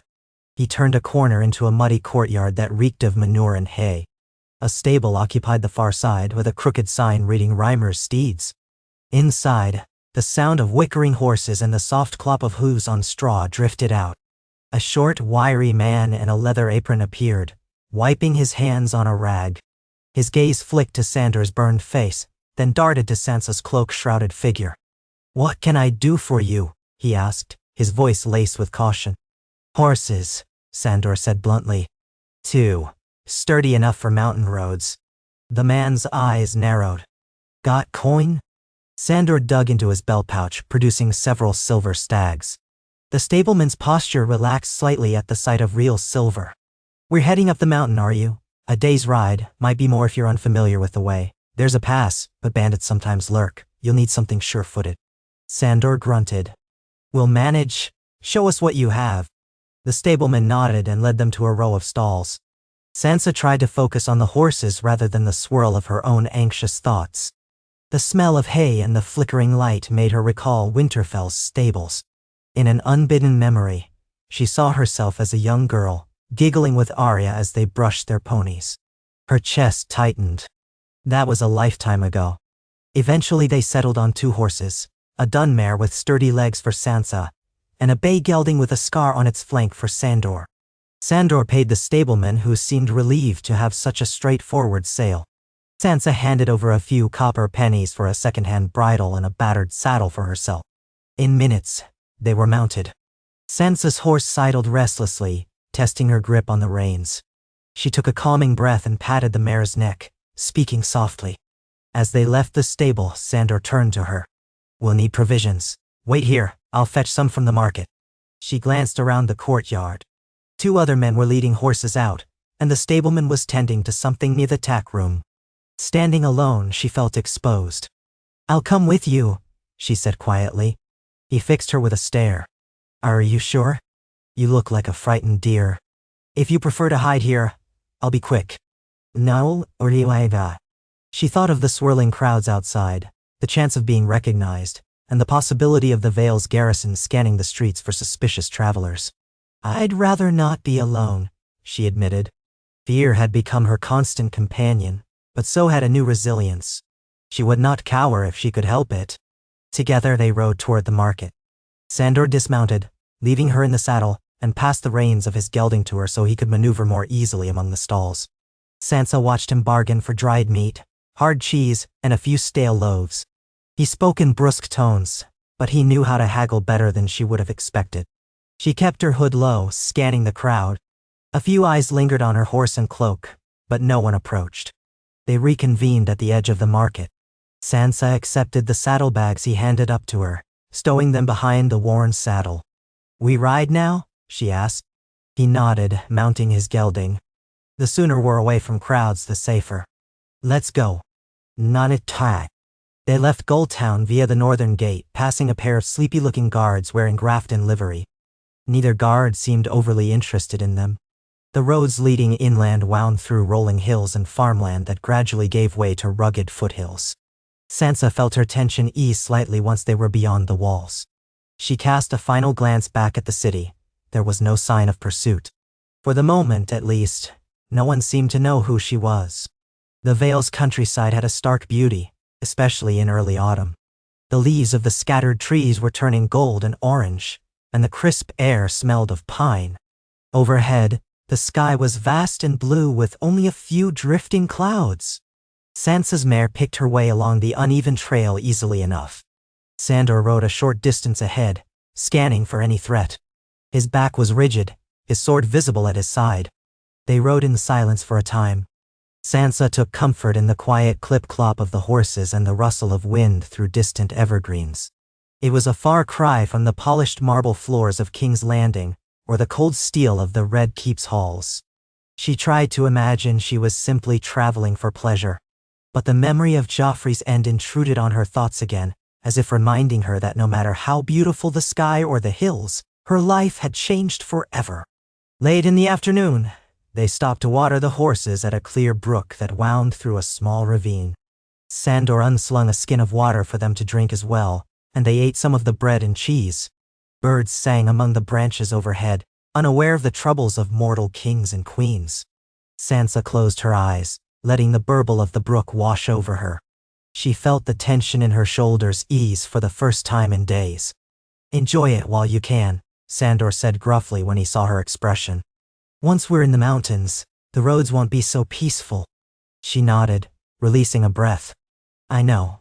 My father used to say the Vale roads were treacherous in winter, sometimes even in autumn." His gaze flicked to her. "You're different than you were at King's Landing." She opened her eyes, meeting his. "Different how?" He shrugged. "Less simpering, more direct." He didn't say it to be cruel, it was merely his observation. Sansa smiled faintly, though there was little humor in it. "I've had to change. The girl who believed in songs and knights, she wouldn't have survived." He considered her for a moment, then turned away. "Fair enough." They pressed on, winding higher into the foothills. The sun dipped low, painting the peaks with orange light. They came upon a village near a lake, too small and poor to be of note on any map. Smoke rose from crooked chimneys. The huts were built of logs and mud. Sansa instinctively pulled her hood lower. She did not think anyone here would recognize her, but caution had become second nature. As they passed, a few villagers glanced their way, curiosity plain on their dirt-streaked faces. A boy waved from a fence post. Sandor ignored them, and Sansa forced a polite nod. They found a sheltered spot in the woods just beyond the village to make camp. The temperature dropped sharply at night in the Vale, and Sansa was glad for the cloak she had stolen. While Sandor gathered fallen branches for a fire, she led the horses to a patch of grass. She stroked the mare's muzzle, murmuring softly. The horse seemed calm, as if sensing her gentle nature. She realized with an odd pang that she had not touched a living creature with such tenderness in a long time. When the fire crackled to life, Sandor sat beside it, rummaging through their provisions. He tore off a piece of dried beef, chewing it with a grimace. Sansa settled across from him, the flames flickering over her pale features. She tried to warm her hands. For a moment, she considered offering thanks to him for staying with her, but the words felt clumsy on her tongue. Instead, she asked quietly, "Sandor, do you ever regret leaving King's Landing the way you did?" He glanced at her, the firelight throwing his scars into sharp relief. "No." His voice held no hesitation. "I regret plenty of things, but not walking away from that den of liars and cowards." She pulled her cloak tighter. "Even though it means the Lannisters will call you a deserter? Even though it means you've lost your status?" He let out a low laugh. "What status? I was only ever their dog, a hound on a leash." His gaze flickered to the flames. "I've no illusions about who I am. I kill men for gold. Or because they deserve killing." He paused, then looked at her pointedly, though not unkindly. "And you? You regret what you did to the Boy King?" She felt her stomach twist. A pause hung between them. "I don't know," she said at last, in a voice almost too soft to hear over the crackle of the fire. "He was monstrous. He hurt people, hurt me, and would have continued to do so. But killing, I never thought I would do such a thing." Sandor's eyes glinted in the firelight. "Killing changes a person. Maybe for better, maybe for worse. But sometimes it's the only way to survive." She nodded, swallowing hard. "I'm trying to understand that. It's just, everything in my life has been turned upside down. I don't even know who I am anymore." He was silent for a time, gaze fixed on the dancing flames. Then he spoke, voice gruff. "You're Sansa Stark, daughter of Ned Stark of Winterfell, who was an honorable man in a dishonorable world. You've been a hostage, a plaything for the Lannisters, forced to watch your father die. Now you've taken your fate in your own hands. That changes you, but it doesn't erase who you are. It can't." "Nah." His words surprised her with their thoughtfulness. A tightness in her chest loosened just a fraction. She looked down at her hands, which still felt cold despite the fire. "Thank you," she whispered. He shrugged, as if embarrassed by his own candor. "Get some rest, girl. Tomorrow we climb." She lay down, curling beneath the cloak. The night air felt sharp as a blade. She listened to the wind rustling through the pines. Sleep came fitfully, haunted by half-formed dreams of the Erie's soaring towers and Lysa's searching eyes. Morning brought a haze of fog drifting through the woods, clinging to branches like tattered lace. The horses snorted and pawed at the damp ground as Sansa and Sandor prepared to continue their journey. They climbed into the saddle and pressed on, following a narrow path that led into the higher slopes. The trail wound upward, flanked by craggy outcroppings and stands of pine and spruce. The air grew thinner and colder. Sometimes they passed small waterfalls, streams tumbling over rocks into mist-shrouded pools. Sansa's cheeks burned from the chill, but she felt strangely alive, reminded of the bracing air of the north. Partway through the day, they encountered their first true sign of trouble. As they rounded a bend, they found a rough wooden barricade stretched across the path, manned by a half-dozen ragged men carrying spears and crude bows. One man stepped forward, his beard matted, his leathers patched in many places. "Halt," he said in a rasping voice. "You'll pay a toll for these roads, friends?" Sansa's heart lurched. She glanced at Sandor, whose face had turned stony. He reined in his gelding. "What toll?" he demanded. The bearded man smirked, eyeing Sandor's sword and the horses. "Whatever we say, you're outlaws in the mountains of the Vale or travelers. Doesn't matter to us. You pay or you turn back." Sandor's gloved hand drifted to the hilt of his sword. "Take down the barricade or I'll take your head." A tense silence settled. The other men behind the barricade adjusted their grips on their weapons. Sansa's stomach twisted. She had no desire to see blood spilled. But she also knew bandits would show no mercy, especially if they realized she was valuable. The lead bandit laughed harshly. Brave talk for one man against 6, with a girl at his side. Sandor's expression did not change. "I've killed more than 6 in a day. Move." Another bandit, shorter, with a crooked nose, raised his bow partway. The tension crackled in the mountain air. Sansa felt her pulse hammering. She didn't doubt Sandor's deadly skill, but these men had arrows aimed at them, and even the best fighter could be brought down with a single shaft to the throat. She managed to speak, her voice faltering at first, but gaining strength. "Is it coin you want?" She reached into her saddlebag, drawing out a small pouch that clinked. "We've no wish to fight." The bearded bandit eyed the pouch. Sandor, though, let out a low snarl. "We owe them nothing," he spat. But Sansa interjected softly. "We have a long road ahead. Let's not leave corpses behind if we can help it." She met Sandor's gaze from beneath her hood, a silent plea. They could cut these men down perhaps, but the risk was high, and Sansa had no stomach for more killing if it could be avoided. Sandor scowled but gave a slight nod. The bearded bandit smirked, advancing a step. "That's right, friend. Show us your coin." Sansa tossed the pouch onto the ground between them. It fell with a soft jingle. The man crouched to scoop it up, rummaging through the few silver stags and coppers within. "Not much," he muttered, glancing back at the others. Sandor's voice was a warning growl. "It's more than you deserve." The man considered, then pointed a grubby finger at Sansa's horse. "That mare is fine. Maybe we'll take her instead." Sandor's sword hissed halfway from its scabbard. "Try." In response, the crooked-nosed bandit raised his bow fully, an arrow knocked. He leveled it at Sandor, lips parted. Sansa's heart lurched. She dug in her cloak pocket and drew out the last of her gold dragons, the coin she had spirited out of King's Landing. "Take this too," she said, tossing it onto the ground. "It's all we have. Leave the horses." The men gaped at the glittering dragon. The bearded bandit scooped it up, his eyes gleaming with greed. "You're traveling with more wealth than you claim," he said suspiciously. He eyed Sansa, as if trying to see her face beneath the hood. She lowered her voice. "We have enough to reach the Eyrie, no more." He motioned for the crooked-nosed man to lower his bow. "Fine, we'll take the coin. You can pass." Relief warred with anger in Sandor's eyes. For a moment Sansa feared he might strike anyway, but he exhaled, sliding his sword back into place with a contemptuous look. "Best not cross our path again," he snarled. The bandit smirked, stepping aside to clear the flimsy barricade. One spat in the dirt as they passed. Sansa kept her head down, urging the mare forward. Sandor rode beside her, hand still near his hilt, glowering. Once they were a safe distance up the trail, she let out a shaky breath. "You gave them a king's ransom," Sandor muttered, shooting her a fierce look. "Gold dragons for that scum?" She didn't meet his gaze. "I gave them less than my life was worth, she said.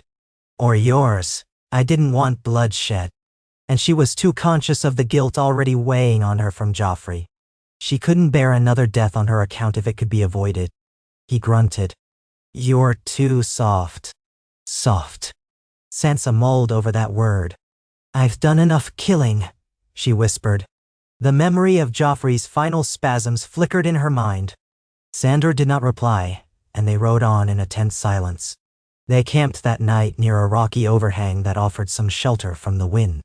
The mountains loomed closer, their jagged peaks dominating the skyline. Sansa's body ached from hours in the saddle.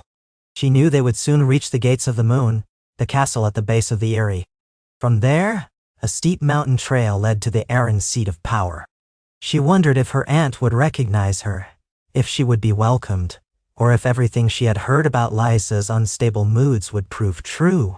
Sandor crouched near the small fire, silent and brooding. He had spoken little since the encounter with the bandits. Sansa sensed his frustration with her choice to pay them off, but she had no regrets. The prospect of more violence made her stomach churn. At dawn, they pressed on, winding along the increasingly narrow paths that curled around rocky slopes. The air grew colder, and patches of old snow lingered in the shadows. Pine trees clung to the mountainsides, and sharp gusts of wind battered them. Sansa recalled that the Vale often saw snow earlier than the lowlands. She was glad for her cloak, though she wished for sturdier boots. By mid-morning, they came in sight of a fortress tucked at the base of a towering peak, the Gates of the Moon, so named because of its crescent-shaped walls. Even from a distance, Sansa could see the banners of House Arryn fluttering, sky blue and white, the moon and falcon device. Anxiety twisted in her gut. She recalled her last interactions with her aunt, which had been years ago. Lysa had been kind but tense. Now the woman was Lady Regent of the Vale, ruling in the name of her sickly son, Robin. Would she grant Sansa safety? Or would the presence of a notorious figure like the Hound cause immediate suspicion? Sandor reined in his horse, taking in the sight of the castle. This is as far as I go, he said abruptly. Sansa's heart squeezed. What do you mean? He jerked his chin toward the fortress. The last thing I want is to waltz into a lord's seat, especially after deserting the Lannisters. Your aunt might throw me in a cell on sight. She swallowed. But you said you'd see me to the Eyrie? He grunted. The Erie's up that mountain past those gates. That's close enough. I'm not stepping foot in there. She stared at the keep. I don't even know if my aunt will receive me, I thought. She trailed off, struggling for composure. She had grown used to his presence, his unpredictable moods, his gruff counsel. The thought of facing Lysa and her court alone felt like stepping off a cliff into the unknown. Sandor shifted in the saddle. You're a Stark. The Arryns were once kin to your mother. They'll let you in, or you can remind them of your lineage. And if they don't, he shrugged. You'll think of something. You survived King's Landing. She bit her lip. Fear pressed against her ribs, but she forced herself to breathe. After all, wasn't this what she had wanted? A chance to find sanctuary with family? She raised her chin. All right, she managed. You've done more than enough, Sandor. He studied her for a moment, expression unreadable. I'll ride around, find some place to hole up for a day or two. If you run into trouble, find me. Sad. She thought of how she might accomplish that if things went badly. The Vale was large, and the mountain trails treacherous. But his offer comforted her in a small way. Thank you, she said quietly. He nodded, looking away. Go on then. I'll be watching from a distance until you're inside. He urged his gelding off the path, guiding it toward a cluster of pines. Sansa watched him go, an uneasy swirl of emotions churning within her. Then she turned her mare toward the Gates of the Moon. Each step felt heavier than the last. As she approached, she noticed the hustle of soldiers at the gatehouse. Archers stood on the walls, and the portcullis was lowered, with a drawbridge over a narrow moat. 2 guards in mail and Arryn livery stepped forward, spears crossing to bar her path. Halt, said one guard, a tall man with a bristling mustache. Name yourself, and state your business. Sansa lowered her hood slowly, bracing herself for their reaction. I'm Sansa Stark, she said as calmly as she could. Daughter of Lady Catelyn Tully and Lord Eddard Stark of Winterfell. Niece of Lady Lysa Arryn. She paused, heart pounding. I request refuge. The guards gaped. One stared at her with wide eyes. Sansa Stark? The missing girl from King's Landing? She held his gaze. I was forced to wed King Joffrey in all but name. Then he died. I fled. My aunt is my only family left. They exchanged glances. The mustached guard frowned. We've heard rumors the Lady Sansa was a hostage of the crown, and that she vanished after the king was poisoned. Her breath caught. Yes. I had nothing to do with it, she lied smoothly, clinging to the lines she'd rehearsed in her head. But I feared I'd be blamed, so I ran. Please, let me see my aunt. The second guard, younger and freckled, peered at her closely. She does resemble Lady Catelyn, he ventured. Then he called up to the men on the wall. Open the gates. Go. Send word to Lady Arryn that her niece is here. The portcullis rattled. Sansa exhaled shakily, urging her mare forward as the drawbridge lowered. She entered the courtyard, which was a flurry of movement, stable boys rushing forward to tend her horse, archers stepping aside. She dismounted, legs trembling. At once, a steward approached, a serious-looking man in plain gray garb yet. My lady, if you are truly Sansa Stark, the Lady Lysa will want to see you at once, he said in a clipped tone. This way, if you please. She patted her mare's neck briefly, then followed the steward. He led her through stone archways into a hall that was modest compared to the Red Keep but still imposing. Tapestries depicting falcons in flight lined the walls. Servants paused in their tasks, staring curiously at this weary, travel-stained girl with unkempt hair. Sansa tried to project calm. Her heart was pounding so loudly she wondered if they could hear it. They ascended a short flight of steps to a set of double doors guarded by more men in Arryn livery. Inside was a reception chamber with a carved wooden dais, a few benches for courtiers, and a large window overlooking the courtyard. At the far end stood Lady Lysa Arryn. Sansa almost did not recognize her aunt. Lysa had aged since Sansa's childhood memories. She was of medium height, a bit plump, her face set in a tense, pinched expression. Her dark auburn hair, lighter than Catelyn's had been, was pinned in a simple style, but a few strands had come loose, giving her a slightly disheveled look. She wore a gown of sky blue, trimmed with white fur at the collar. By her side stood a boy of about 8 or 9, slender and pale, with wide, nervous eyes, Robin Arryn, the Lord of the Eyrie, though he was still but a child. At Sansa's approach, Lysa stiffened, her gaze sharp and searching. A flicker of something passed over her features, shock, recognition, perhaps suspicion. The steward bowed low. My lady, this girl claims to be Sansa Stark. Lysa swept forward, her skirts swishing. She studied Sansa's face, then abruptly seized her by the shoulders, peering into her eyes. Is it truly you, Sansa? Ned's daughter? Sansa felt tears threaten at the mention of her father's name. Yes, Aunt Lysa, I'm so sorry to arrive like this, but... In a sudden burst of emotion, Lysa pulled Sansa into an embrace. Oh, my dear niece, how you have grown, she said, voice trembling. For an instant, Sansa felt warmth, an echo of family love. But as Lysa drew back, her face became guarded again. We heard you were missing, that Joffrey was murdered, and the city was in chaos. Gods be good, child. How did you escape? And why come here? Sansa swallowed, mindful that the entire hall was watching and listening. She lowered her voice, letting her aunt guide her to a side alcove with more privacy. Robin trailed after them, clutching at his mother's sleeve. The child's eyes were wide with curiosity. Sansa recounted a carefully edited version of events. Joffrey had been poisoned by some unknown hand at a feast. She did not name herself, nor did she mention the hound. She confessed only that, fearing for her life, she had fled and wandered until she could secure passage to Gulltown. There, knowing her mother's sister ruled the Vale, she had come seeking sanctuary. Lysa's eyes darted nervously, as though expecting eavesdroppers. Tyrion Lannister, I recall, was once blamed for something similar in King's Landing. But you... She pressed her lips together. If the crown believes you guilty, they will demand I hand you over. Sansa's pulse quickened. I beg you, Aunt Lysa, protect me. I have nowhere else to go. My mother, my father, they're gone. Please. Robin Arryn, standing half hidden behind Lysa, said in a curious, piping voice, "Mama, is she my cousin?" Lysa stroked his hair absently. "Yes, dear. Sansa is your cousin. She's had a hard time in the city." She cast another searching look at Sansa. "You look so much like your mother once did. But Joffrey's death, you are sure you had no hand in it?" Sansa's heart pounded. She forced her expression to remain steady. "I swear it. Joffrey was a monster, but I had no means to do such a deed." "A half lie, or perhaps more than half." Lysa sighed, tension creasing her brow.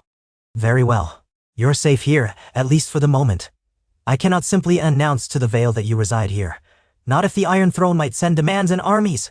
But we are largely independent, behind our mountains. I will keep you hidden in the Eyrie, yes." She glanced down at her son, a subtle flicker of anxiety passing through her features. "But you must promise to cause no trouble. The Vale's lords are protective of Robin's rule, and suspicious of outsiders. If they suspect a fugitive from the crown dwells in our midst, it could cause an uproar." "Not King." Relief washed over Sansa. She bowed her head. "Thank you, Aunt Lysa. I'll do as you say." Lysa's grip on her shoulders was firm. "Good.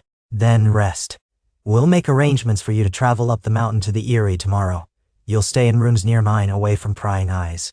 Robin looked up at Sansa with wide-eyed fascination. "You're my cousin," he repeated, as if the notion delighted and bewildered him. "You can stay with us now, in our castle high on the mountain. I like it there, with the sky door." Sansa recalled the stories, the Eyrie's dreaded moon door, an opening that led straight out into the dizzying drop of the mountainside. The savage part of her mind flicked to Joffrey's final struggle. She banished the thought and managed a soft smile. "Thank you, cousin. I look forward to seeing it." Lysa nodded briskly. "We'll talk more later. We must keep your presence discreet. For now, I'll have the steward prepare a chamber for you here at the gates of the moon. Then we'll ascend the mountain at dawn. Go on, get some rest. You look half dead from travel." "Nay." Sansa dipped a curtsy. "Thank you, Aunt." With that, Lysa swept away, commanding a flurry of servants to see to her niece's needs. Sansa stood there, feeling a strange mix of hope and apprehension. At least she had not been turned away. For now, she was safe in her aunt's domain, safer than she'd been in King's Landing, no doubt. But Lysa's demeanor left Sansa uneasy. The older woman's moods shifted too easily from warmth to wariness, and Sansa sensed deeper currents beneath the surface. A maid led her to a modest chamber in one of the smaller towers. It was far from luxurious, but it had a narrow bed, a wash basin, and a shuttered window overlooking the courtyard. Sansa sank onto the bed, exhaustion pulling at her limbs. Her mind spun with questions. Should she have told Lysa about the Hound? About the truth of Joffrey's poisoning? Would her aunt eventually guess? She rubbed her temples. For now, it was enough that she was not in chains. She let the maid help her out of her dusty cloak and boots, wincing at the sore spots on her feet. After the maid brought a simple supper of bread, roasted turnips and goat cheese, Sansa ate quickly, hunger gnawing her belly. She washed her face and hands with the tepid water in the basin, then collapsed onto the bed. Sleep came in fits. She dreamed of King's Landing, of a banquet hall where Joffrey sat upright in his chair, turning slowly to face her with dead, accusing eyes. She dreamed of the Eyrie perched like a bird's nest on the mountain peak, and of the moon door gaping open, beckoning. She saw blood splatter across pristine marble floors, and heard a child's voice giggling, "Fly, fly!" She woke with a gasp, the sheets tangled around her. It was still dark out, the faintest gray light seeping under the shutters. Her breathing steadied as she remembered where she was. A new day beckoned. True to Lysa's word, a servant came for Sansa at dawn, informing her that the ladies' party would ascend the mountain that morning. Sansa, dressed in a plain woolen gown someone had left for her, pinned up her ragged hair as best she could, and followed the man downstairs. In the courtyard, Lysa waited with a retinue of a dozen guards, Robin at her side. A pair of mules and several strong-limbed mountain garrons stood ready, loaded with provisions. "Sansa!" Lysa called, beckoning her forward. "Come, you'll ride with me. These trails are steep, but the mules are sure-footed. The guards eyed Sansa with mild curiosity. One or two cast suspicious looks, no doubt because they'd heard some rumor about her. But none challenged her presence. Lysa had the authority to keep her niece near, and that seemed sufficient for them. Sansa managed a polite greeting to Robin, who clung to his mother's arm. The boy had a wan smile, as though uncertain what to make of this new cousin. And so began the climb. The trail up to the Eyrie was more perilous than any Sansa had traveled before. In places, the path wound along sheer drops, with only a narrow ledge separating them from the yawning void. The mules plodded steadily, picking their way among loose stones. Guards walked on foot, offering help at tricky spots. Now and then, the wind gusted, and Sansa's heart leapt into her throat. Lysa, riding just ahead, seemed oblivious to the danger, her posture prim and confident. Perhaps she had made this journey often and knew every bend. They stopped at intervals at small castles, stone, snow, and finally sky. Each served as a resting place for travelers on the way to the Eyrie, with a handful of hardy servants tending fires and offering bread and meat. Sansa was grateful for the breaks. Her muscles ached from the tension of clinging to the mule. She longed for stable ground. Yet the higher they climbed, the more breathtaking the view became. The vale spread out below like a green and gold tapestry, ringed by the stone teeth of the mountains. Eventually, they reached the final stretch. The Eyrie itself rose upon a rocky crag, its towers seeming to blend with the sky. Sansa felt a strange flutter in her chest. She had heard songs about this castle, how it was said to be impregnable, how the Vale's lords had once sheltered here during times of war. A cunning system of winches and baskets brought supplies up the sheer cliff face, but guests of high rank made the climb by foot or mule to prove their worth. As they approached the gates of the Eyrie, a sense of deep unease stole over Sansa. The memory of Petyr Baelish came unbidden. She knew he had designs on the Vale, rumors linking him to Lysa in some manner of alliance or marriage. If he arrived, would he recognize Sansa's true role in Joffrey's death? He was too clever by half, and she feared his cunning eyes. But for now, Baelish was nowhere to be seen. The guards at the Eyrie bowed to Lady Lysa, who ordered them to clear the courtyard. She wanted no prying eyes. Sansa took in the whiteness of the stone, how it gleamed in the sunlight. Everything was bright, airy, and cold. Servants rushed to handle the mules, others to attend the lady's retinue. Lysa dismounted and motioned Sansa forward. They entered the main keep, stepping onto polished marble floors. It was far smaller than the Great Keep of Winterfell or the Red Keep in King's Landing, but it held an austere elegance. Blue tapestries adorned the walls, and arching windows let in shafts of light. Lysa led them into the high hall, where, at the far end, Sansa saw a blue moon and falcon mosaic, and set into the floor, the infamous moon door. It was closed for now, a round door of weirwood that could open onto the vast nothingness beyond. Robin trotted forward, eyes bright. "We're home, Mama. Can I see them fly again?" "Hush, Robin," Lysa said, patting his shoulder. Later, Sansa suppressed a shiver. She could only imagine what Robin referred to. The story said Lysa sometimes used the moon door to dispose of threats, or those she deemed criminals. She forced a small smile, staying near her aunt. Lysa dismissed the guards with a gesture, telling them to see to their own rest. Only a select few of her personal attendants remained. Drawing Sansa aside, Lysa said in a low voice, "We shall keep your presence here a secret from most of the Vale's lords. When the time is right, I may present you officially. But for now, you must remain discreet." Sansa bowed her head. "As you say, Aunt. And you will do as I command, yes? No letters without my permission, no wandering the castle alone. The Eyrie has many secrets and you do not know them. Most of all, say nothing about your predicament." Her blue eyes flicked up and down Sansa's frame, as though searching for any sign of treachery. "Is that understood?" Sansa forced herself not to bristle at the condescending tone. "I understand. I'm grateful for your help." Lysa's features softened slightly. "Good. We are family, Sansa. She hesitated, glancing at Robin. Then she turned back to Sansa, her gaze almost feverish. "We must stand together.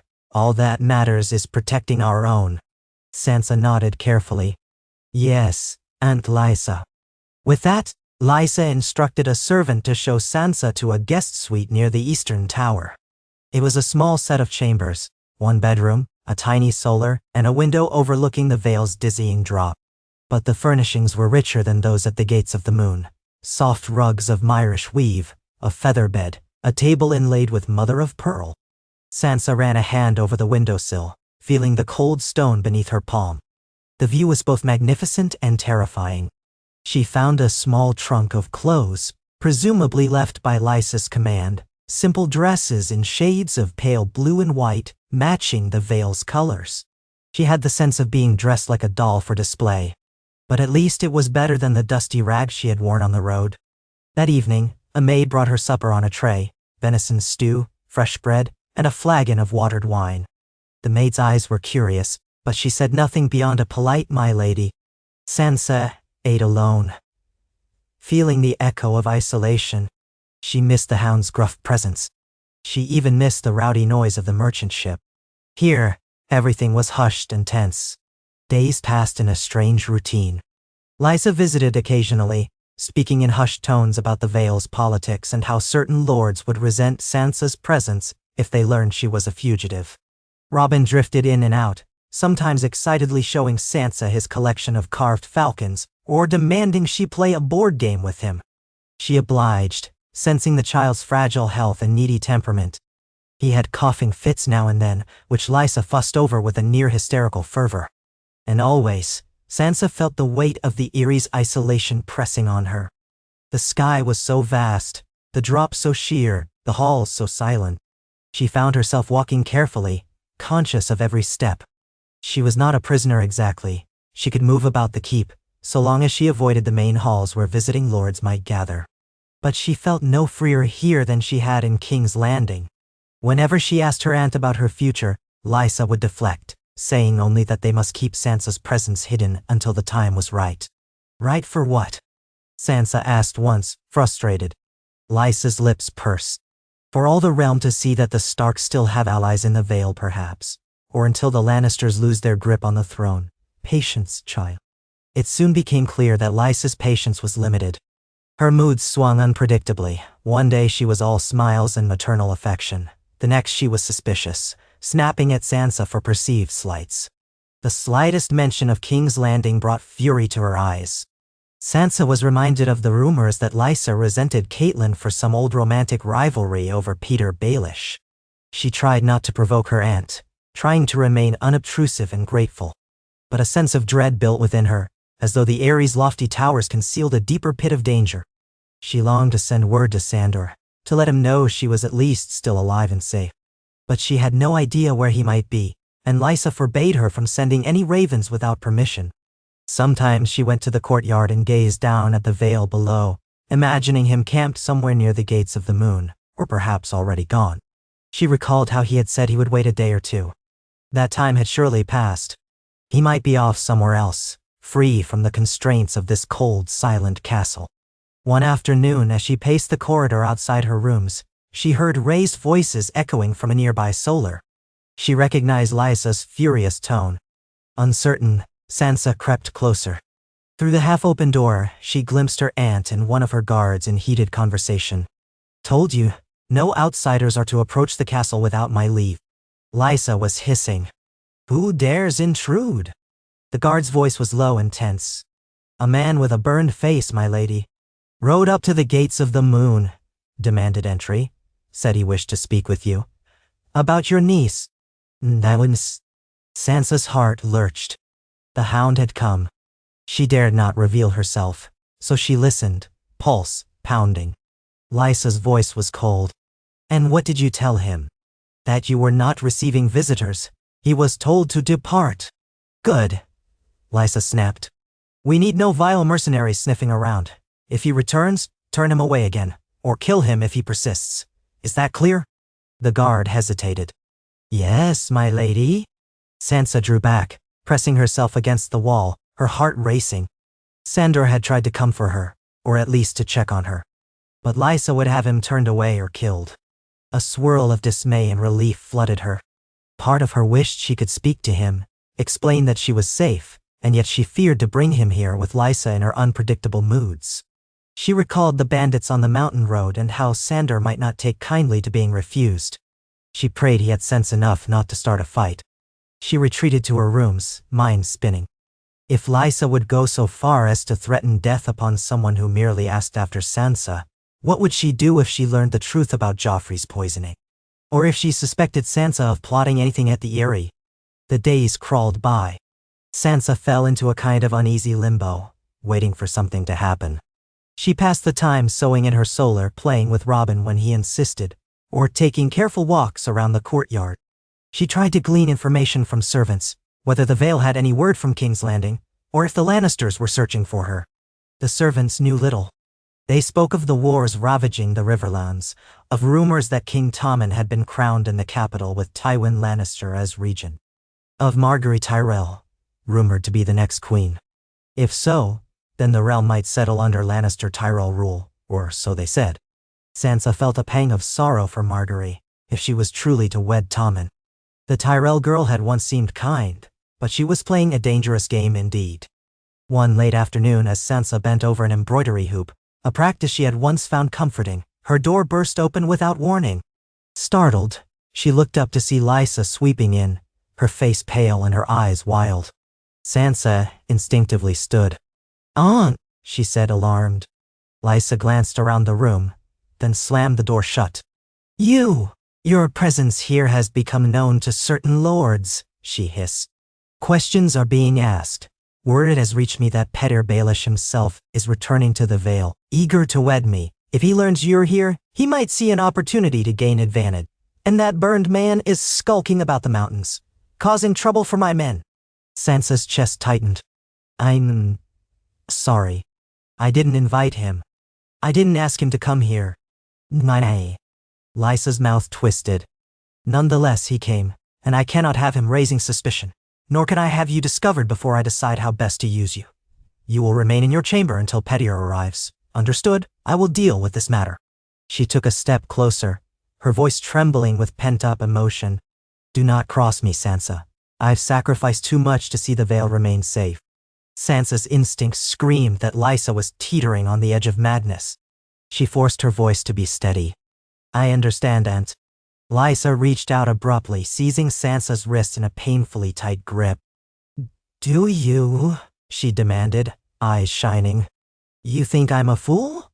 You think I don't know what men whisper? That I was once overshadowed by your mother's beauty? That Petyr loved her and not me? Well, I have him now, and I have the Vale. And you are just a piece in this game. I will not be made a pawn." Sansa's heart hammered. She realized with a jolt that Lysa was indeed dangerously unstable. I don't want anything but peace," she whispered, wincing at the vice-like pressure on her wrist. "Please, you're my family. I trust you." Lysa's gaze bored into her for a second longer. Then she released Sansa's arm with a shaky breath. "Yes, of course. You are my niece. I want only to protect you." She took a step back, smoothing her skirts as if to calm herself. "Stay here. Do not leave this room without my leave. I'll handle the rest." She stormed out, leaving Sansa trembling. She sank onto her bed, pressing a hand to her chest. Fear coiled in her stomach. She was effectively a prisoner again. Perhaps she had never been anything else. Where could she turn? The Hound was somewhere outside, hounded by Lysa's men. Petyr Baelish was on his way, a cunning manipulator who might unravel Sansa's secrets in a heartbeat. And Sansa was locked in a castle perched on a mountaintop, where every door but one led to a sheer drop through the moon door. She closed her eyes, gripping the edges of the bed. She needed to think, needed a plan. If Lysa's paranoia grew worse, Sansa might be in mortal danger. She recalled the vow she had made to herself, never again to be a helpless pawn. She had killed a king once. Was she truly so powerless now? Another day passed in suffocating stillness. Lysa did not return, but guards stood outside Sansa's door, refusing her any chance to leave. Meals were brought in by a silent servant. Sansa paced the floor, consumed by dread. She thought of escaping, climbing out a window perhaps, but the Eyrie was nigh unassailable from outside, and equally perilous from within. Any attempt to descend without a guide was certain death. She felt caged, the walls closing in. On the second evening of her confinement, footsteps came to her door. It opened, revealing not Lysa but Petyr Baelish himself. He wore a finely tailored doublet of grey velvet, embroidered with his mockingbird sigil, and he held that same mocking smile Sansa remembered all too well from King's Landing. His clever eyes flicked over her, taking in her drawn features, the circle of bruising on her wrist. "My dear Sansa," he said softly. "It has been too long." She stiffened, her heart pounding in her throat. "Lord Baelish," she murmured. She had not expected him to arrive so quickly. Part of her wanted to recoil from him, though she tried to hide it. She recalled how he had once betrayed her father, how he had schemed in the shadows. He shut the door behind him, glancing around as if assessing the room. "I hear you've been a guest, rather forcibly, of your aunt. She was quite agitated when she told me you were here. Threatened dire consequences if I told the Vale Lords. Naturally, I assured her of my discretion." Sansa forced her voice to be steady. "You always did have secrets, my lord." A flicker of amusement danced in his eyes. "As do we all. I gather your presence here must remain hidden from the Lannisters, yes?" She nodded, warily. "I fear their wrath. Joffrey was killed, and they blame me." Petyr's lips curved. "Yes, poor, sweet Joffrey. A tragedy for the realm. But you and I know better, don't we?" His gaze seemed to bore into her, searching for the truth. "He was always a monstrous boy. It's almost a pity his end came so quickly." Sansa said nothing, though her mouth went dry. Did he suspect? Petyr was the sort to piece together the smallest clues. She tried to keep her expression blank. He folded his hands behind his back, walking a slow circle around her. "Your aunt is quite distressed by all this. She fears you might overshadow her, or that the Lannisters might come for the Vale. And she's worried about this dog of yours, the Hound, lurking below." Gal. "He's not my dog," Sansa replied quickly, cheeks flushing. "He was just helping me escape. I had nowhere else to go." Petyr paused, arching an eyebrow. "Indeed. Well, Lady Lysa wants him gone. She sent men to scour the passes and run him off." Sansa's stomach twisted. She pictured Sandor, outnumbered by Vale soldiers. He might kill many of them, but eventually they could overwhelm even him. She swallowed. "He means no harm if they leave him be." Baelish shrugged elegantly. "Alas, that is not how your aunt sees it. She's become, shall we say, possessive of her domain, and of me." His tone carried a sardonic edge. "She sees you as a threat, Sansa. She worries you might distract me or overshadow her, or that your presence will bring the wrath of the Iron Throne down upon the Vale." Sansa felt a tremor in her limbs. "I never wanted to threaten her. She's my aunt." Petyr smiled thinly. "I believe you. But Lysa's mind is not so easily calmed. She speaks of wedding me, and I have certain plans that require the Vale's cooperation. However, your aunt's jealousy complicates matters." No. Sansa exhaled shakily. "Why are you telling me this?" He stepped closer, lowering his voice. "Because you and I share a connection, my dear. I was fond of your mother once, and you bear a striking resemblance to her in your youth. I would not see you harmed, but Lysa is capable of extremes." She recalled the rumor that Petyr had manipulated Lysa into poisoning her first husband, Jon Arryn. A chill spread through Sansa's veins. She eyed him warily. "What do you propose?" He let out a soft chuckle. "Simply put, we cannot have you and Lysa at odds. Should she decide you are a threat beyond bearing, she might do something rash, such as opening the moon door." His eyes flicked to the window. "But if you were gone, either wed to some ally beyond the Vale or spirited away to safer climes, her anxieties might subside." Sansa's pulse hammered. "So, you want me to leave the Eyrie?" Petyr's smile grew cunning. "Perhaps. There are other ways. If you were to confirm a betrothal of convenience, say, it might reassure her that you're not vying for the Vale or for my attention." He said the last word with a mocking tilt of his head. She recoiled inwardly, revulsion mixing with confusion. "You would arrange such a thing?" "I have connections," he said smoothly. "And it would serve my interest to keep you alive. A star claimant could be valuable someday, especially if the North rises again. But first, we must remove you from Lysa's direct line of sight before she does something we all regret." Sansa's mind reeled. Every time she thought she saw a path ahead, the floor shifted beneath her. I can't just vanish from the Eyrie. She has men watching me, and I have no way to descend the mountains safely. She'd know I was gone. Petyr tapped his chin. "Yes, I've thought of that. I might distract Lysa while you slip away, or we could stage an accident." He smirked at her alarmed expression. "Not your accident, my dear. Something to keep her preoccupied. But such plans are delicate. For now, I needed to see you, to gauge your willingness to do what must be done." She stared at him, the memory of the day in King's Landing flashing through her mind, his lies and manipulations, the sly grin. Yet she was cornered alone, and he was offering a way out. "What would you have me do?" she asked softly, each word feeling like a betrayal of her own sense of caution. He inclined his head. "For the moment, keep your composure. Within a day or two, I will speak to Lysa about our wedding. I suspect she will spiral further, especially if she hears that the Hound is still at large near the mountain. That tension may create an opportunity for you to slip away, perhaps with a small escort I can provide.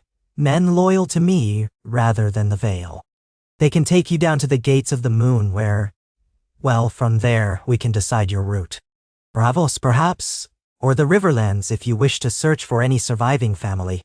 Sansa felt as though she were making a deal with the devil, but she saw no other option. If she stayed, Lysa's paranoia might indeed lead to the moon door. She drew a trembling breath. "All right, my lord. I will follow your plan." Petyr's eyes gleamed with satisfaction. "Wise, my dear. Now rest. When I need you, I shall send word. We must be subtle." He bowed with a flourish, then opened the door. Pausing on the threshold, he looked back at her, a faintly wistful expression crossing his features. "You truly do look like your mother," he said. "A pity we find ourselves in such circumstances." With that, he left, the door closing behind him. Sansa stood there, her heart pounding, the faint smell of his perfume lingering in the air. She felt dirtied by the conversation, yet relieved to have a potential ally, however slippery. She pressed her palms to her eyes, fighting a surge of panic. Baelish was not to be trusted, but neither was Lysa. Perhaps by playing them against each other she could secure her freedom. She prayed silently for guidance, for strength.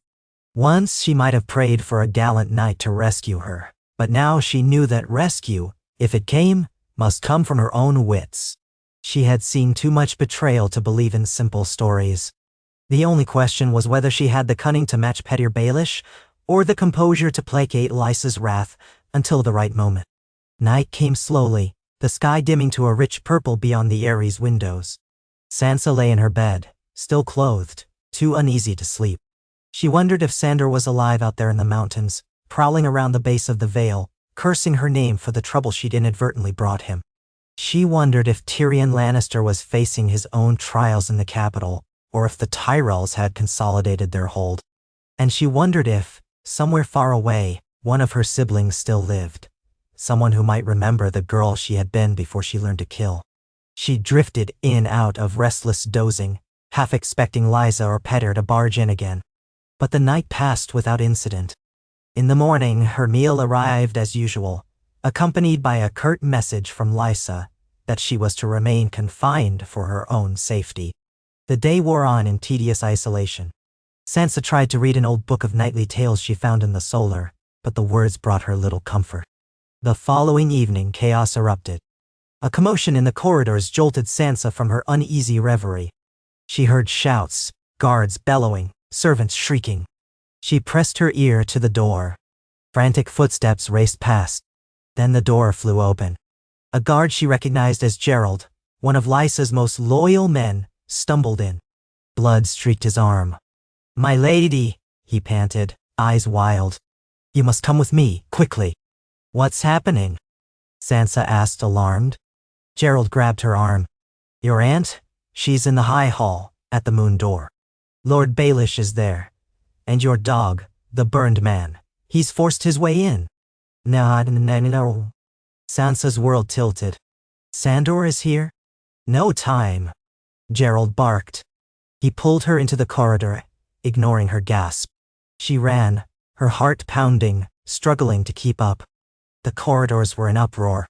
Several guards lay unconscious or wounded, an impossible sight in the Erie's secure halls.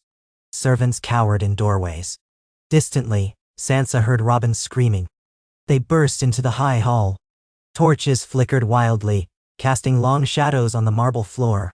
At the far end, near the moon door, stood Lysa Arryn in a swirl of sky-blue gown, her hair disheveled, her eyes blazing with madness. She clutched Robin with one arm, while her free hand shook with fury. Petyr Baelish stood a few paces away, arms raised in a placating gesture. Blood spattered his doublet. And between them, half a dozen Vale guards lay sprawled, groaning or still. Sandor Clegane loomed on the steps to the dais, sword drawn. He panted, his stance unsteady, as if he'd taken a wound. His burned face looked more fearsome than ever in the flickering light. You have no right. Lysa was screaming, her voice shrill. You dare invade my hall. Sandor's voice was a harsh bark. I came for the girl. I heard you'd locked her up, threatened to kill her. I won't let you harm her. Sansa's heart twisted. He must have fought his way up, braving the guards. But how? It seemed madness. And Baelish, what had he done? She stepped forward, though Gerald tried to hold her back. Aunt Lysa, she cried, voice echoing in the vaulted hall. Sandor, stop! Please, no more killing! All eyes snapped to her. Lysa's expression contorted with rage and relief, as though seeing her niece validated her claim. She dragged Robin closer, the boy cowering and wailing. You see what you've caused, Sansa. He's come for you, to take you away, to ruin us all. Treachery, betrayal, just like your mother. Sansa's mind reeled. She saw Baelish edging sideways as if trying to maneuver behind Lysa. The guards who were still conscious pointed spears at Sandor, but none dared lunge. He glared at them with savage intensity. Blood trickled down his left arm, the dark stain spreading in his sleeve. Sansa raised her trembling hands. No one needs to die, she pleaded. Sandor, put down your sword. Aunt Lysa, please let me speak. She belongs to me. Lysa screeched. She's my sister's daughter, my blood. You think you can just take her? Her gaze darted to Petyr. And you, my lord, how dare you let this happen? Petyr held his palms up in mock innocence. My sweet Lysa, he overpowered the guards. I tried to stop him, but the hound is a formidable warrior. His eyes flicked to Sansa, calculating. Perhaps we should let the girl decide. Lysa's face twisted. No! She must remain here, where she cannot supplant me or cause more chaos. I'll see her fly first. Meal. Sansa's pulse thundered. She realized with a cold jolt that Lysa stood near the moon door's mechanism. One pull of a lever and that door would open. Robin whimpered, trying to pull away from his mother's grip. Lysa tightened her hold. Sandor took a step closer, sword raised. Not another word, he growled. Let the girl go, or I'll... You'll what? Lysa shrilled. Kill me here, in my own hall, in front of my son. Her voice cracked with hysteria. She grabbed the lever, eyes wide. Stay back. I'll open the door. Nah. Petyr Baelish lunged then, grabbing for her arm, perhaps thinking to wrest control of the lever. Lysa shrieked, twisting away. Robin stumbled, crying out. In the chaos, the lever was pulled partway. A thunderous clack echoed through the chamber. The moon door swung open with a rush of cold air. The yawning darkness of the night sky filled the space behind it, stars glinting like shards of ice. No! Sansa shouted, fear knifing through her. She raced forward, terrified that Robin might slip from Lysa's grasp into the void. Sandor yelled too, lunging up the dais. Petyr had hold of Lysa's wrist, trying to keep her from flinging herself or the boy into the open sky. For an instant, the four of them, Lysa, Robin, Petyr, and Sansa, were dangerously close to that gaping hole. The wind howled, swirling around them as though eager to claim a life. Lysa's face was twisted in frenzy, her hair whipping across her features. You won't take him from me, she screeched, her voice barely human. She clung to Robin, who clung back, sobbing.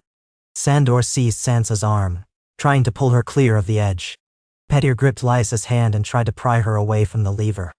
Lysa lashed out at him with her nails, shrieking, "Traitor! You want her, don't you? You want Sansa just as you wanted Cat!" Petyr's face was a mask of tension. "Lysa, let go. You'll hurt Robin." Robin's foot slipped on the polished marble. He screamed, teetering near the edge. Sansa lunged, trying to catch his arm. Her fingertips brushed his sleeve, but Lysa yanked him back with a desperate strength.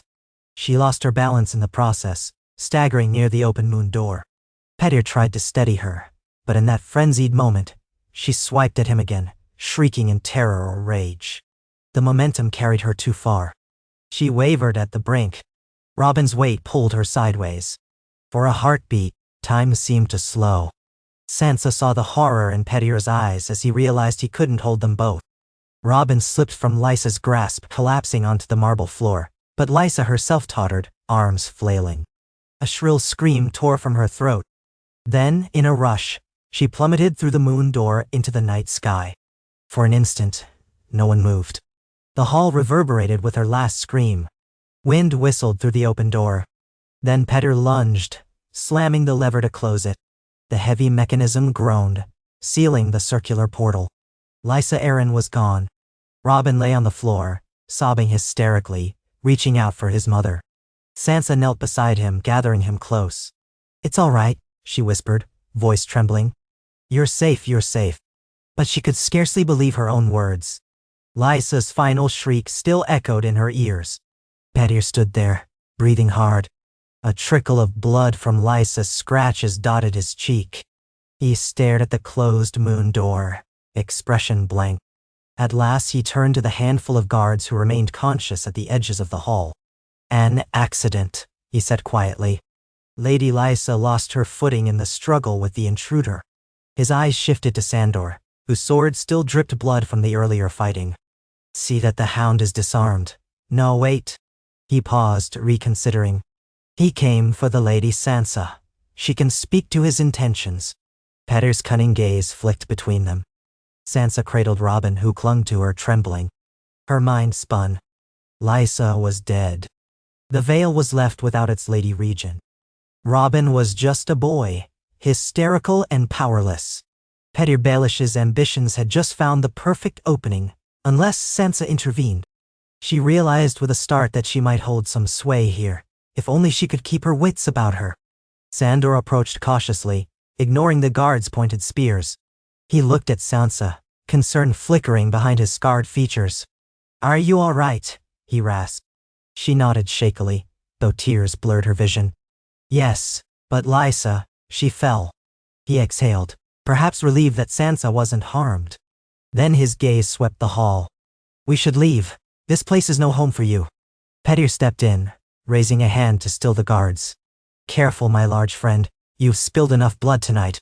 He looked to Sansa. "My lady, I can contain this scandal, but the Vale Lords will need an explanation, and they will not take kindly to the presence of this man who forced his way in." His tone dripped with mild condescension, though his eyes were calculating. "You could name him your protector, or brand him an outlaw. The choice in part is yours." "No."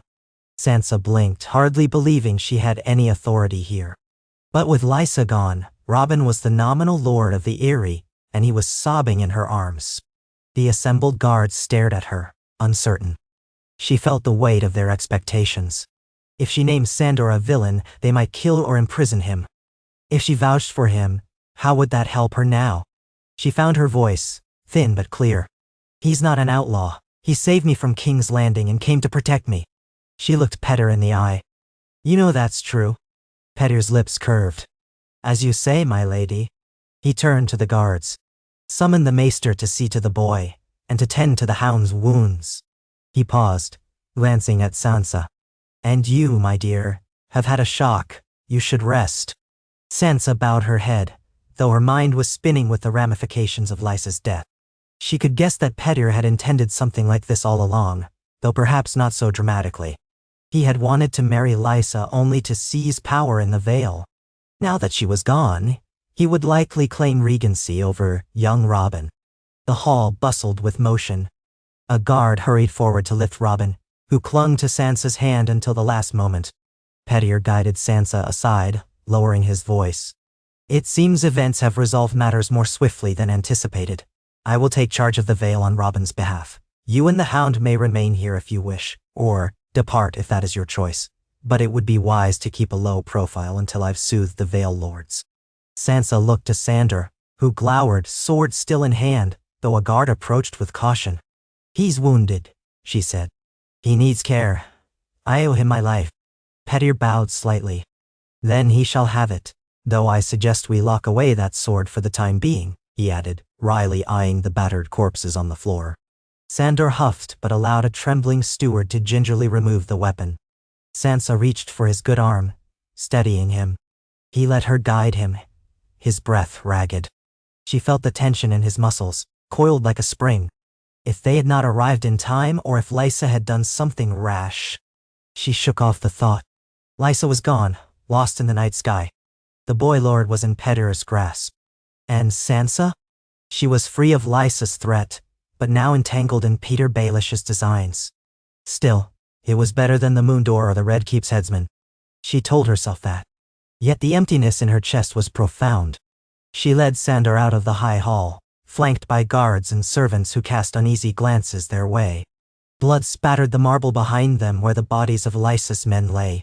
The hush was broken only by the howling wind outside. As they walked, Sansa felt Sandor lean on her more heavily, the warmth of his blood soaking through his sleeve. I'm sorry, she murmured, close to his ear. I never wanted this to happen. He let out a harsh breath. Not your fault. That woman was mad. She guided him down a corridor, following a steward who said he'd take them to the maester's chambers. Each step felt like walking through a dream. She had come to the Vale seeking refuge with family, and instead had found only more death, more betrayal. Now she was bound to Pettier's machinations. Yet she was alive. Sandor was alive. That might have to be enough for now. They reached the maester's rooms, where a graying man in pale robes greeted them with wide-eyed confusion. He ushered Sandor to a bench, clucking over his wounds. Sansa hovered nearby, exhaustion and relief warring in her mind. She pressed a hand to her aching temple. Everything had changed in a matter of moments. Outside, the wind rattled the high windows. Somewhere in the castle, Robin Arryn wept for his mother, while Petyr Baelish spun a new web of power around the Vale. And in Sansa's memory, another image joined that of Joffrey choking on poison, Lysa's frantic face vanishing into darkness, the swirling wind snatching her scream. Death seemed to follow Sansa Stark like a direwolf's shadow. She felt no triumph, only a grim understanding that once again, her survival had come at a cost. She closed her eyes. If there was any comfort to be found, it was in the small fact that she was not alone. The Hound, wounded as he was, had come for her. For whatever reason, he refused to leave her fate in the hands of others. Sansa wondered if that meant there was still some measure of loyalty, or even care, left in the world. Perhaps that small spark was all she had. As the maester began to clean Sandor's wound, Sansa knelt at his side, offering silent support, and silently praying for a day when she might no longer be the cause or witness of such violence, praying for a home that was neither cage nor battlefield, a place where she could finally lay down the burden of blood and fear. She prayed, but she did not hope too fiercely. The gods had not shown much mercy so far. She could only cling to what faint glimmer of resolve remained in her, waiting to see what new shape her life would take in the wake of yet another tragic fall.